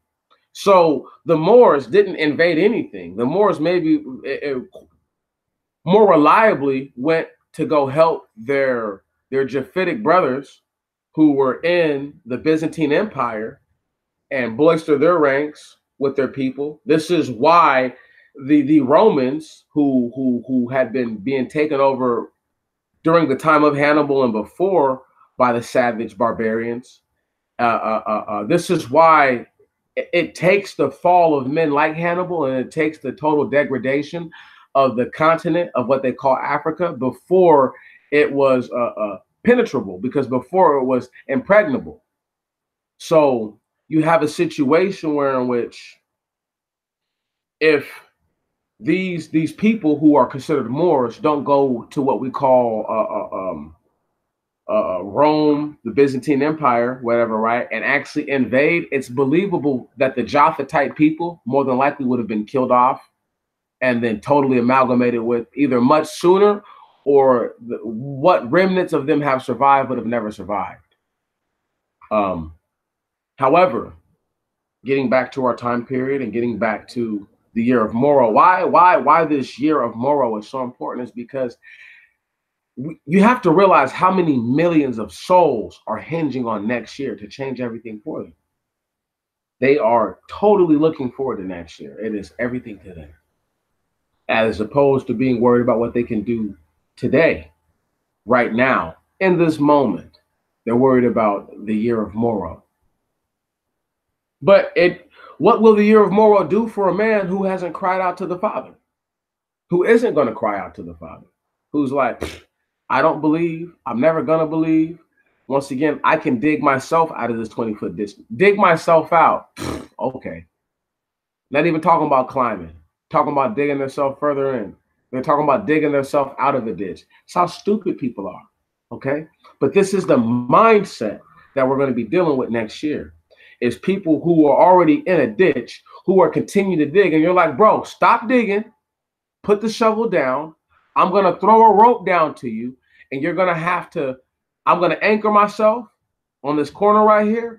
And you're going to have to pull yourself up. If you can't do that, if you can't muster the physical upper body strength to do as such, you're stuck, dog. And you're going to be stuck in this ditch. And you can believe that bullshit narrative. If you dig long enough, you'll dig your way into China. It's not going to happen. It's not going to happen. Okay? This ain't a cartoon. This is real life. In the year of Morrow, we're going to see so many people fall by the wayside. It makes our hearts break. It's going to be sad. You're going to see so many people curse the Most High, speak ill of him, speak evil against him. Yah forbid there are wars and rumors of wars next year, as there already has been for many years. And these people go off into these mindsets believing such fallacies that, oh, the Most High is not real and there is nothing for me to worry about.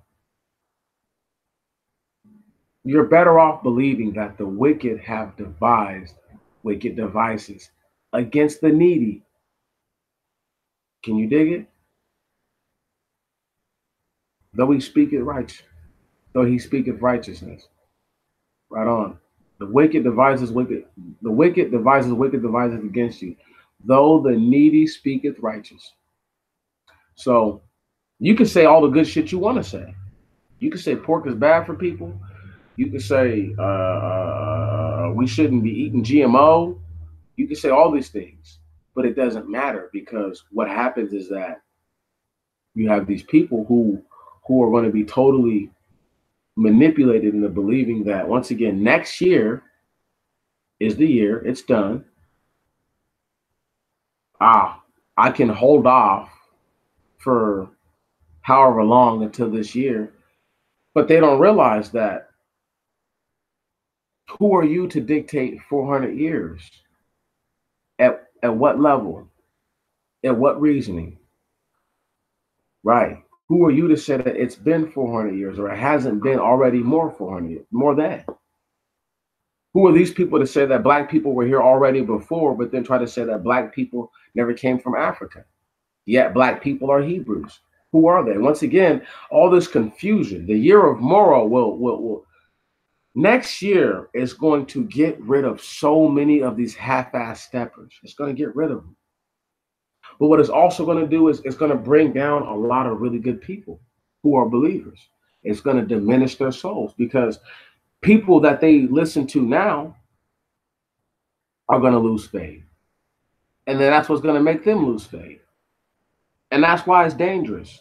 You see what I'm saying? That's why it's dangerous, because the people that are needed to ask, to make supplication, are going to be so busy worried about events that might not actually physically, tangibly manifest the way that they think they will.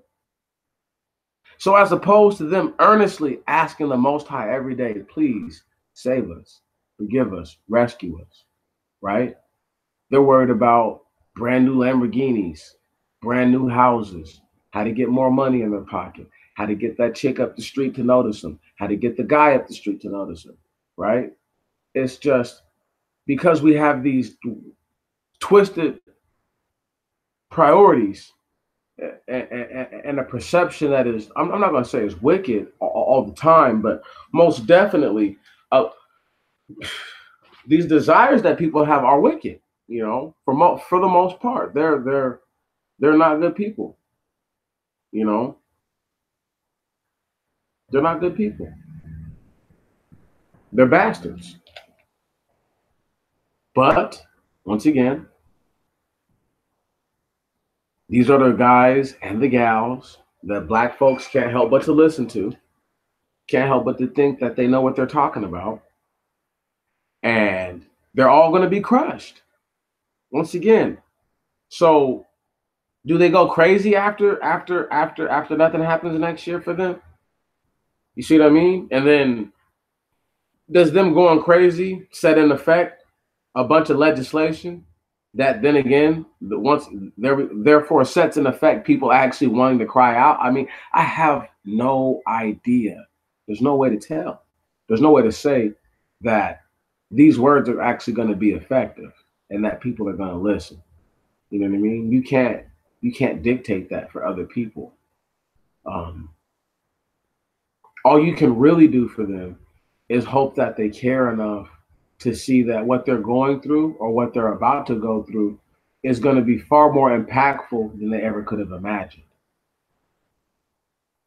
Um, I got a couple little videos that I'm getting ready to get ready for my other channel, you know, and just to talk about it, you know, the year of Morrow.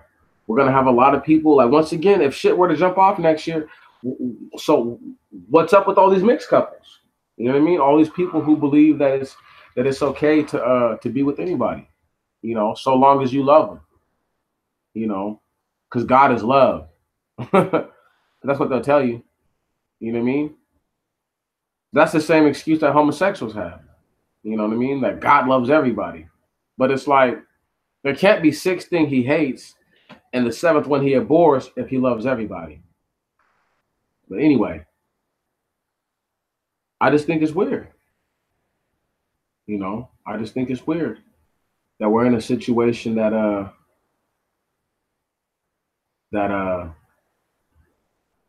most black people just can't accept is totally against us. It's not in our favor, you know. Um, they hate us. They want to kill us. More so than wanting to kill us and hating us, we have black people who give them the go ahead to take us out. How do they give them the go ahead, you're wondering? Because what they do is they get all buddy buddy and chummy with these people, right? See, and you got to realize for people who have no rules, for people who have no standards, they have to, they justify things in their own way. Right on? They make right things in their own way. So they don't care like you care, like I care. Because he might say, well, I only killed him because he made me do it. He'll never explain what you made him do or what you did that made him do it. But to other white people, that's justification enough. Right on? The fact that he's saying this about a black person clearly means that this black person did something. Even if they all know in their minds he didn't do a damn thing, that's a good enough reason. Because I felt like doing it to you. So the fact that black people are all chummy chummy with these same white people, right, who would push their wigs back, not think nothing about it, and go eat a fucking egg sandwich, I don't know. Maybe they're gonna realize next year, you know what I mean, that this dude ain't as cool as I thought he was. You know, maybe they're gonna realize next year, like, yeah, that dude is racist and he's hateful, and not just that, but I've been waiting for something to happen that may not happen this year. That's why I keep trying to stress. I'm about to give it up in a little bit because you know I think I've beat this dead horse enough. You know, and I'll end it on a couple of little pictures. But the idea is this: is that there's no way that you're going to tell me that you believe black people should should suffer what they've suffered or go through what they've gone through, or that they've gone through what they've gone through, in some way, shape, or form, and that there's nothing to be learned from it.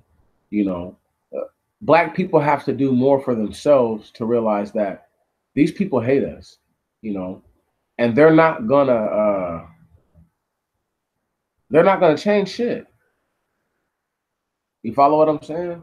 They're not changing nothing for nobody. They hate you. No, let me stop. They hate us. They're not changing it for nobody. They never will. That's why I don't get mad at them. There's no need to get mad at people who what's the word I'm looking for? Who I mean, well, they've made it clear how they feel. Show y'all a picture real quick. That goes against teaching slaves anything. Damn. Look at this. Look at all these slaves. Now, where's the white taskmaster at? Nowhere, because they can do this all by themselves. These are skills and abilities that they brought here. You see these men back here doing all this stuff, making wood stairways and all that, building houses that they weren't going to live in. Can you dig? And you can tell these are niggas because you can just look at their hair. Yeah, they make them shave like like they used to make a lot of slaves shave. That's just That's why when you see certain pictures with slaves with facial hair grown in, those pictures are normally, like not always older, but those are like normally like, like further down like the slave narrative. A, a few of them, a very few of them will you find that are not like that. But most of the time it's long after slavery's been established. And the reason why I bring that up is because once again, the Most High said that he blessed Judah and Dan with the ability of workmanship with their hands, all knowledge thereof. So I don't see no white taskmasters. White people couldn't build houses when they first fucking got here. They didn't know what the fuck to do. Look at this guy spreading concrete all. They're filthy, y'all. They're filthy. They're skilled workers. I need you to understand this. All right. Now, why are you talking about what's this got to do with 1619? What's this got to do? If this was taking place before 1619, okay, and these black people was here doing this shit long before that, that means that you need to give credence to two things. That number one, they didn't teach you a fucking thing. Nothing did they teach you. They only taught you their language. By teaching you their language, they have to teach you to be literate in the language. No shit. Because black people came here speaking their own language, literate in their own means. Right. Oh, what? You think they taught all these grown ass people fresh off the fucking boat how to do all this stuff overnight? You're lying to yourself. This is so important for you to see and to acknowledge and to embrace about next year. Okay. The year of Morrow. Black people need to wake up and realize that their hands on skills, their physical, tangible skills are going to be what save them. It's not going to be anything else that saves black people. It's going to be their physical skills. It's going to be their actual abilities that keep them afloat. If they don't appreciate this, the year of Morrow is going to be a sad year for a lot of people. Okay? It's going to be a long year. And as y'all see in the picture, those are men working. Everybody got their damn shirt off, walk around in what look like a freaking diaper. But understand this. We're going to see a lot of black people fall by the wayside this year. Whether they're friends or family, you need to prepare yourself for this. You need to tell yourself that it's gonna hurt. It's gonna hurt. There's no way that you're gonna get. There's no way you're getting through this and it not gonna affect you or hurt you. There's no way. There's no way. It's gonna hurt everybody. But what we have to do now is get prepared now for the heartbreak, because it's gonna be heartbreaking to see some of these people that we love, we admire, take the low road, take the easy way out, and they're gonna take the easy. They're gonna take the easy way. It's not like they don't have a choice, but they've given themselves no choice. You see what I'm saying? They feel like now that they don't have a choice, and because we're dealing with people like that, right? Because it's all or nothing for them, right? There's no middle ground, because they can't interpret that the people that they got their ideas off of wrote everything that they wrote or produced everything that they produced with the idea of there not being any shade of gray for you. So that way you didn't think that there was any reprieve. You either fail or you succeed. And that's just not how it is. Every situation is not that clear. Everything that you go through is not that clear. You know, are you a failure because um, you believe in a prophecy in the Bible that could actually take place? Does that make you a failure? No. Does it make you a failure if next year nothing happens that you thought might have happened next year? No. Does it make you a failure though if you can't get over that and then totally throw the baby out with the bathwater because obviously what you heard, what you thought is a whole load of shit? Yeah, that makes you a failure. That right there will make you a failure because you've now given up on something that was established long before you. And once again, if the 400-year mark was 40, 50, 60 years ago, right? That means that our parents, well, some of us, some people it's just our, some people it's just their parents. Some of us it's our parents. Some people it's their parents. Some of them are the people I'm talking about right now who are alive and well in the 60s. You know what I mean? Who are grown. They may not be here presently with us, but there's some 70 and 80-year-old people who listen to this stuff, and they're them. They're the ones who were too busy having a good time with free love. So while they were getting their free love on, everything else was taking place. Okay. And they were supposed to have done something for us. And we're still here. We're still stuck. We're still stuck. And every year that we live here, every generation that we live here, we lose a generation of people who are skilled laborers. You understand? We don't have skilled laborers in the black society like we used to just 30 years ago. So as more and more black people die of heart disease, diabetes, strokes, and things like that, we're going to have more and more voids and gaps in these understandings.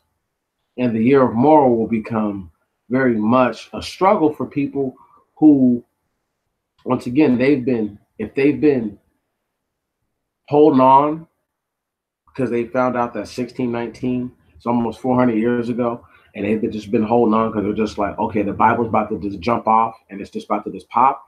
That's not real. You know what I mean? That's not logical. And that's unhealthy for black people because what it does for us is that it creates these airwaves where we're telling ourselves, look, next year I'm up out of this motherfucking hellhole. All this shit is done with. All my sins are gonna be forgiven. My gimp leg gonna be healed. My neck gonna be healed. My shoulder, whatever. You know what I'm talking about? Like whatever they're going through, they're telling themselves these things, and they're building themselves up for letdown. You know, they're building themselves up to be let down.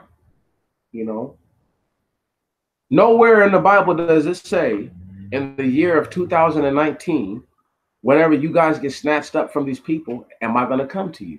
That's not how it's written in the scripture.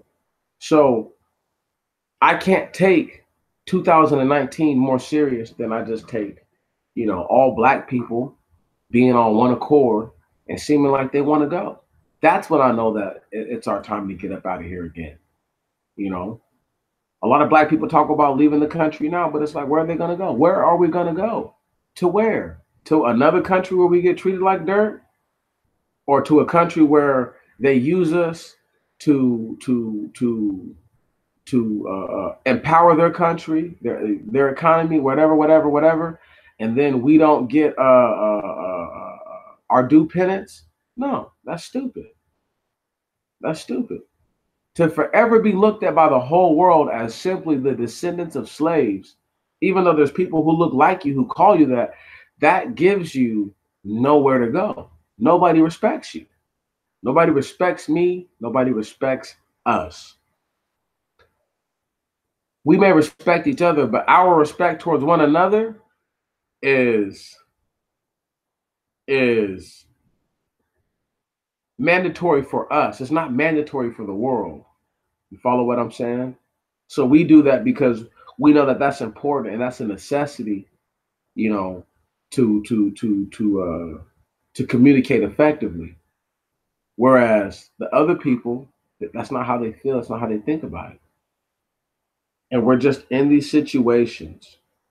We're in this situation because people want to believe that this time frame is the time where slavery started. They have to believe it. Why? I'm not sure. I can't actually voice to you the legitimate reasoning why 1619 must be that year, other than based on how many years it's been. Biblically, 400 years ago was 1619. So if next year is 1619, that makes that makes a person whose mind is geared towards wanting to leave America more willing to believe that next year is it.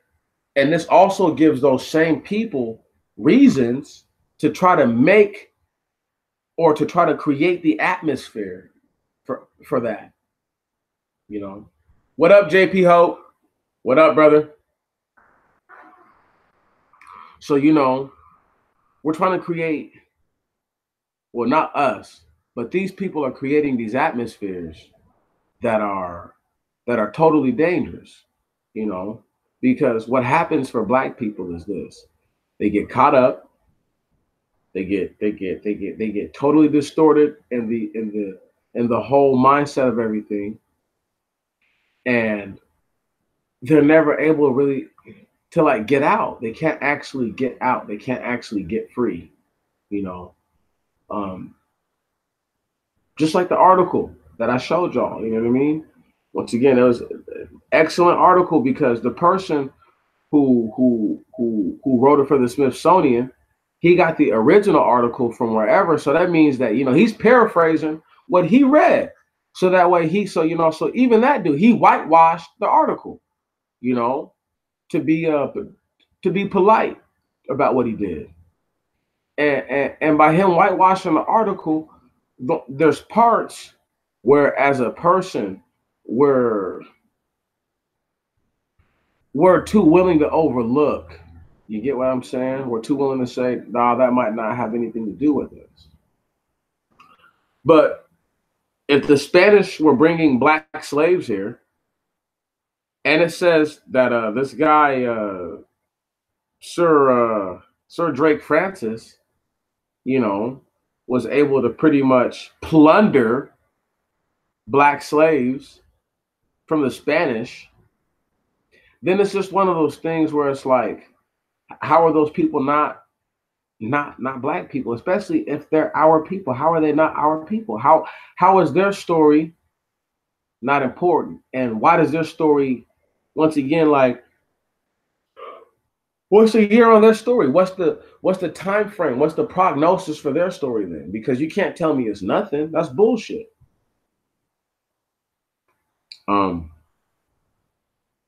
I really do see when I say a fall like no other by the wayside coming amongst people who claim to be believers, I see a vicious one coming. And the year of Morrow is going to bring it in because the matter of 1619 has corrupted and destroyed so many minds, you know.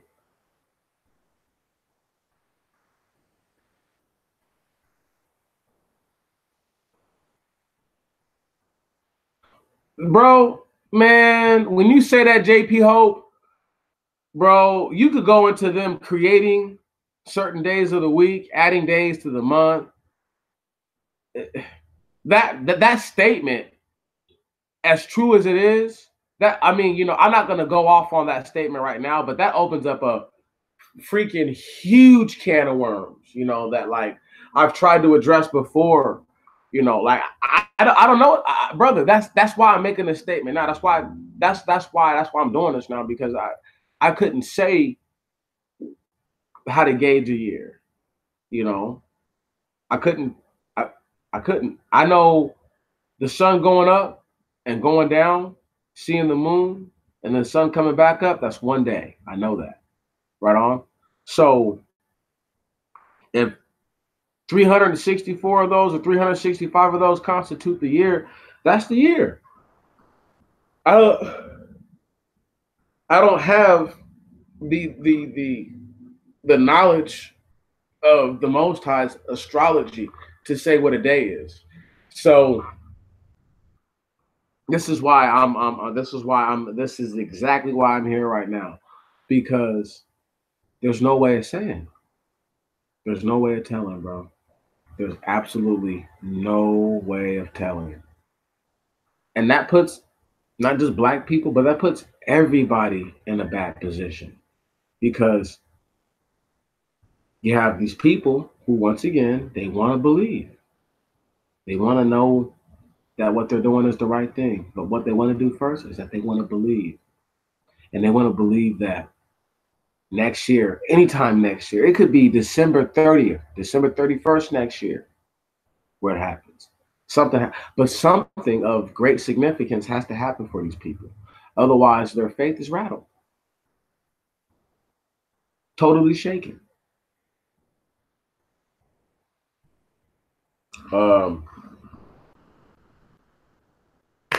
What do you do to a person? What do you say to people who don't care no more? You know, you can't make them believe in something that they don't believe in. So there's a lot of black people who say, yeah, you know, slavery this, slavery that. But at the end of the day, they're not trying to change nothing. You know, they're not about to change a damn thing. You know, they're not about to fight for nothing.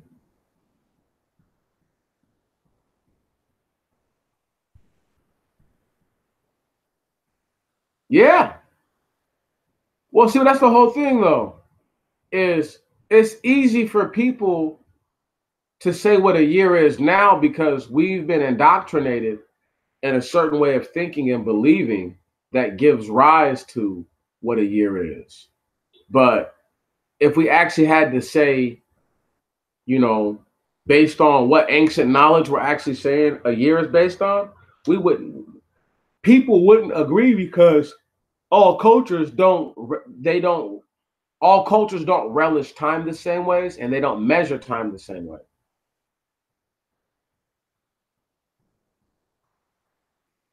But they are, though, sister. You have a lot of these guys and these gals who are waiting. There's a lot of black people who are waiting for next year. They're waiting.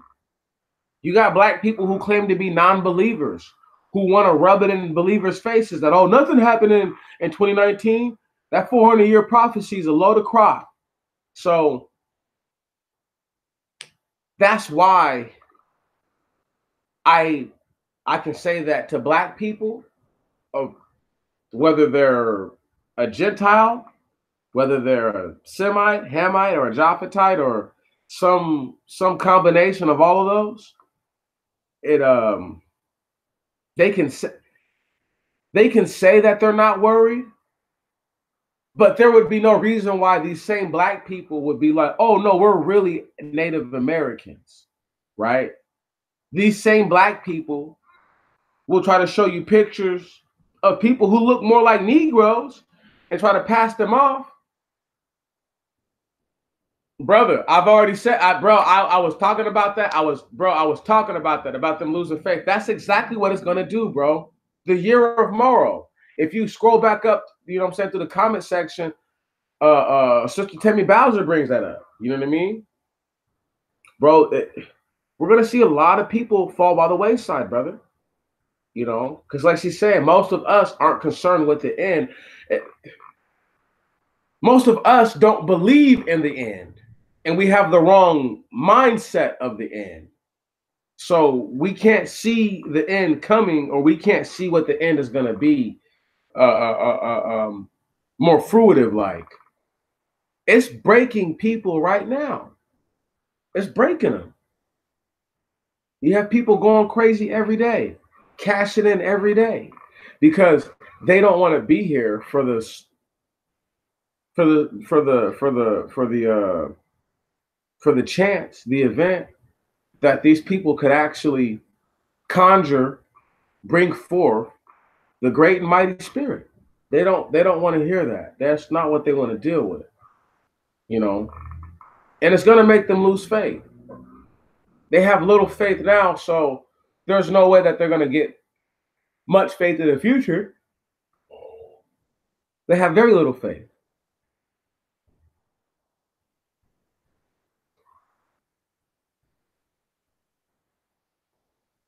Right, right, sister. These people are stuck in the New Testimony. But once again, even when we go there, right, and we talk about the year of Morrow, and we talk about 1619, we have to go back to the King James Version Bible, which is produced in 1611, right?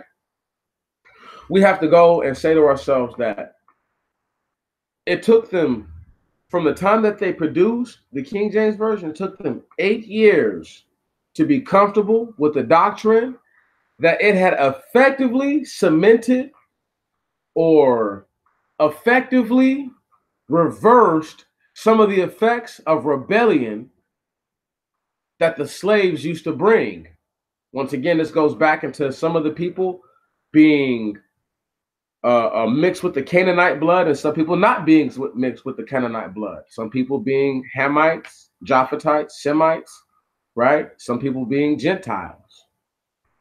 These things are all direly important. I know you're like, don't get too biblical on us, but these things all go together. When I talk about Middle Earth, I could talk about regular Earth history when I talk about Middle Earth. When I talk about any one of these places on Earth, I could talk about these things, because it's about knowing how they fall together and understanding how 1619 has affected everyone's mind and how it has permeated the souls of all these people. We must do so. It is very important that we see what it is that has happened. 1619, once again, has made it to where white people are normal in America, and black people, even though some of them were indigenous, are not.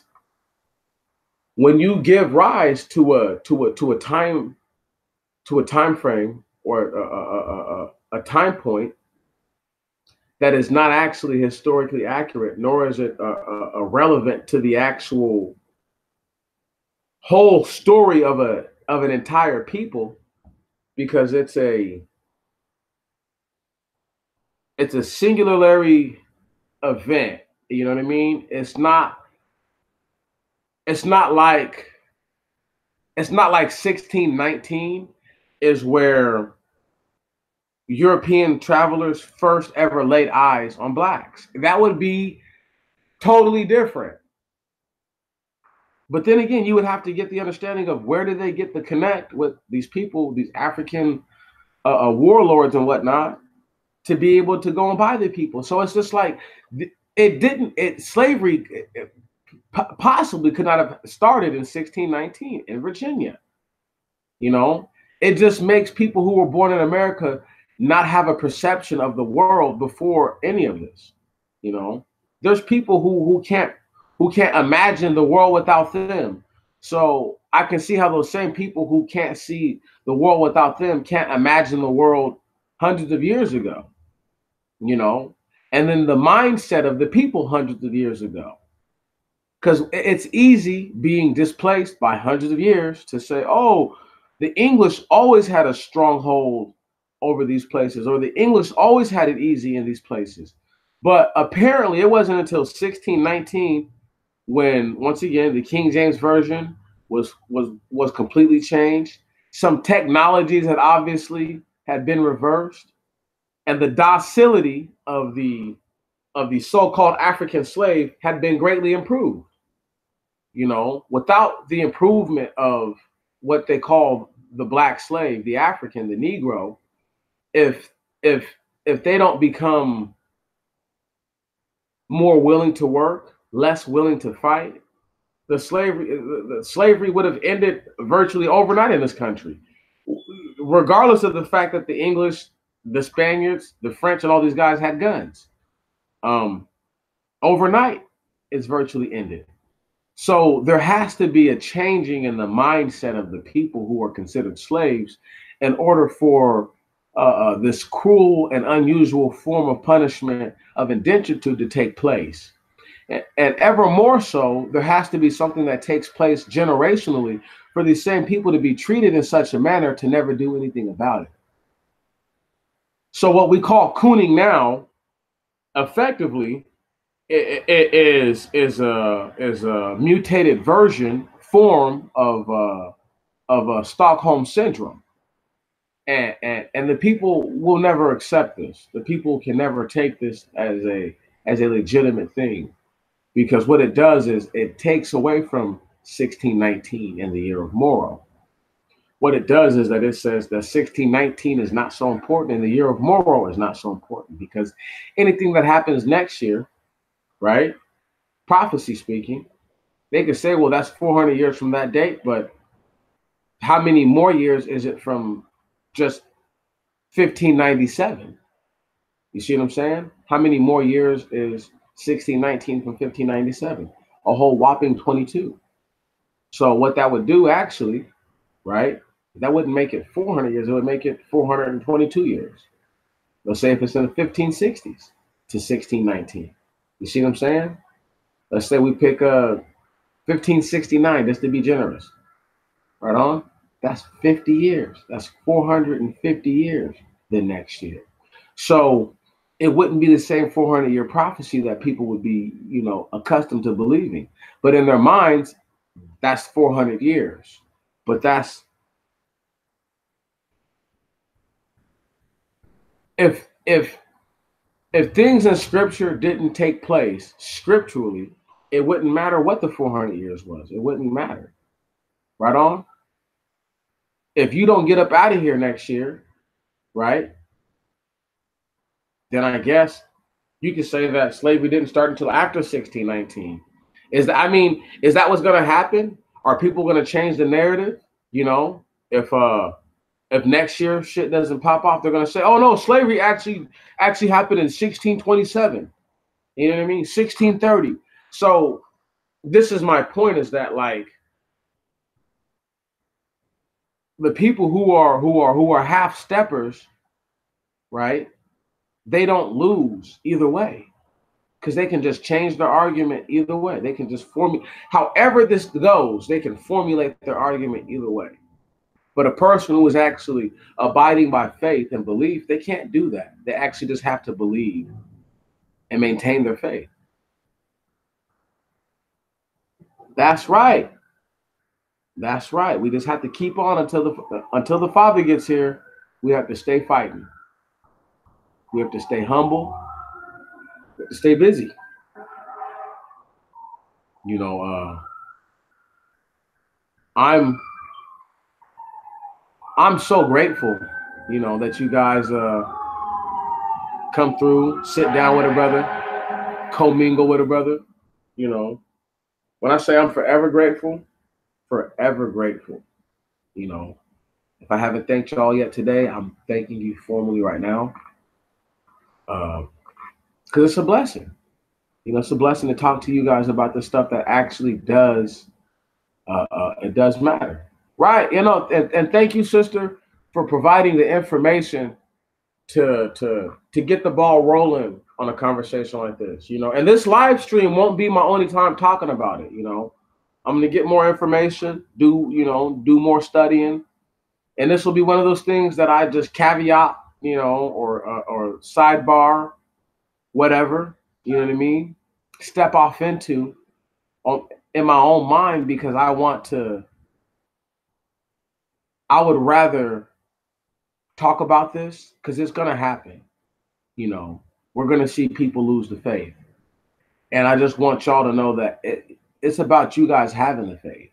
You keeping the faith is what's going to keep people who are ready to quit, people who are ready to give up. That's what's going to keep them with the Most High. That's what's going to keep them, alive, trying to endure. Oh, of course, sister, we all need to keep striving to seek the truth, but it's we have to know what truth we're looking for. Whose truth are we looking for? Are we looking for the truth of our souls, or are we looking for the truth of man? And we as a people have to discern that the truth to the matter of our souls has to be met. You know, we can't we can't we can't capitulate to the truth of men, because the truth of men has told us that that what's the word I'm looking for? The truth of men has told us that next year, if the truth of men be correct, last is our last year here. You know, so we must actively seek the truth that is not harmful to uh, our advancement and our walk with the Most High. You know, we have to know how to take that information and use it conducively, constructively. You know, you sent this information to me once again. Like, when I say I am direly grateful, I am extremely grateful. I'm like, heck yeah, because it gives me something different to talk about.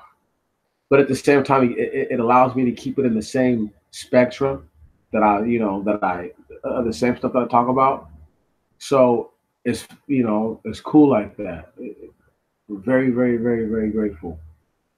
And just going forward, I just pray that everybody here has the heart and the soul to endure watching people that they love give up. I need y'all. I need y'all. Trust me. I can't stress it to y'all enough. Um, when I got arrested last month or whatever, I was more worried about if I was going to get out in time to do my freaking Sunday address than I was more than anything else. Because at that point, when you're arrested, you just, you're like, oh, you got me. So all you can really think about are things that you might be doing if you weren't arrested. And I was just like, man, can't believe that happened. And I really appreciate y'all. I really do. And I'm just glad that that, like, once again, I go to a bunch of different live streams, and I don't ever see this kind of love, this kind of appreciation towards one another. I see a lot of friction. I see a lot of I'm right, you're wrong type stuff. I see a lot of duality in the statements, that people make. But, I can say here with us, like, it's never like I never get that feel. I never feel like that. You know what I mean? I never feel like it's illegitimate. You know what I mean? It's always real. And that's bomb. That's just bomb. To me, that's just super duper amazing. But before I get ready to head out and call it a good one, I'm gonna pull up one more picture that I just want to show you guys real fast. And I just want you guys to mull it over. You know, that this happened to us. You know,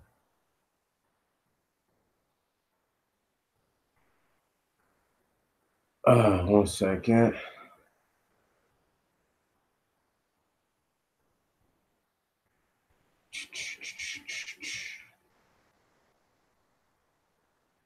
I'll pull this up, and it's going to be a little fuzzy, but it's very helpful. It's very, very helpful for us to see this. Give me 1 second. Screen share. Come on, quick. And right here, share. So it's fuzzy, like I told you it would be, but it's still legible. And as you can see, it says slavery introduced by the Spanish into the West Indies after Columbus came to the Western Hemisphere. What? Slavery introduced by the Spanish into the West Indies after Columbus came to the Western Hemisphere. So this gives rise that Columbus never made it to America. He actually did find his way to Cuba, right? And this is why they're in the West Indies. Spanish and Portuguese expanded African slavery into Central and South America after enslaved Indians began dying off. Stop. The ones that they're calling Indians are these same people who were Black Indians, Black Aboriginals, because they couldn't work under those conditions. So they had to import the slaves from Africa into Central and South America. This is why there's so many black people there now. Mixed looking people and all, but this is why there's so many blacks there. In 1619, the first recorded introduction of African slaves into what would become the United States was in the settlement of Jamestown. Only 20 slaves were purchased. If that doesn't make you question 1619 as the fucking viable date as to where in which they started to slave our asses off, that should make you question it all. Slavery was implemented solely, almost exclusively by the Portuguese. They give it to the Spanish because goddamn Columbus is the one that they give all that credit to. But the Portuguese, their dirty asses, are the ones who really strongly went after it. So this is just one of those things. I can't stress it to y'all enough that this is how they are. This is how they treat us. They want us to believe and think that some bullshit is real. You know, they want us to believe and to think that some nonsense that somebody made up is the truth. You know, it's not. What's true is this. We must do what is right for us. We must do what is good for us.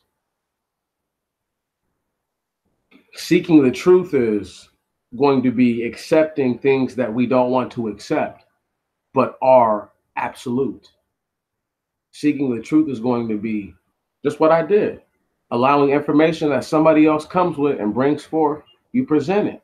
You share it with everybody that you know, that you care about. So that way, at least they're hip to the game. Now I have other articles that talk about, other things in slavery. I'll get to those one day, just not today. Right now we're worried about 1619 and next year and how people are going to take all of it on the 400-year anniversary of what day they could pick their own day. They could pick whatever day they want because they're not going to change nothing. But what's going to happen is that we as a people are going to have to recognize, accept, and become totally accustomed to the thought that we may have been here longer than we think, and we may have much longer to go.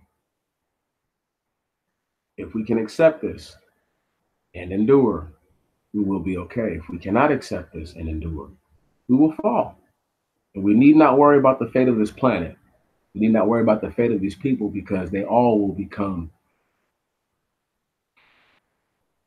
nothing. Nothing. It will become nothing. We all will become nothing. We'll be totally destroyed.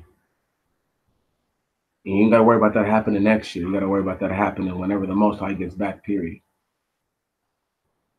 But I've been blabbered and talking and jaw-jacking about this stuff for a second now. We'll pull up one more picture, and then I'm going to end on that picture. And then we'll call it a night. I'm going to call it a day with y'all. And some of y'all going to call it a night. Give me 1 second.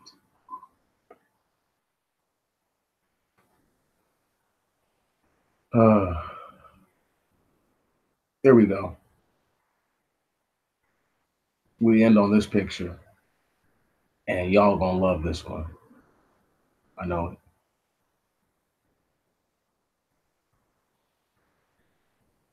it. And share. As y'all can see, I'm gonna read it out loud. By the time I get done, I'm gonna stop sharing, salute you, and I'm done. Lerone Bennett is not alone in finding mythical importance in the 1619 event. One need only mention Lincoln's second inaugural address. The man who then meant as much as anybody to the African-American future found it appropriate in March 1865 to refer to the bondman's 250 years of unrequited toil. So what they're saying is that their unpaid toil for 250 years is what they had as English people kept record of. But all other things, apparently, before that, didn't happen, don't exist.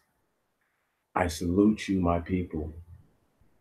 I thank the Most High for Him giving me the mind to be perceptive and receptive to my people. I thank the Most High for y'all taking the time to listen.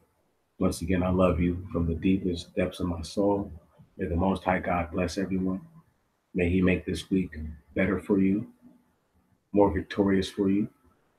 May you be the best person that you can be going forward. Do not allow what I've said to shake you or to do anything like that. Just keep living a regular life. But be looking forward to the year of Morrow because it is coming and it's coming sooner than people think.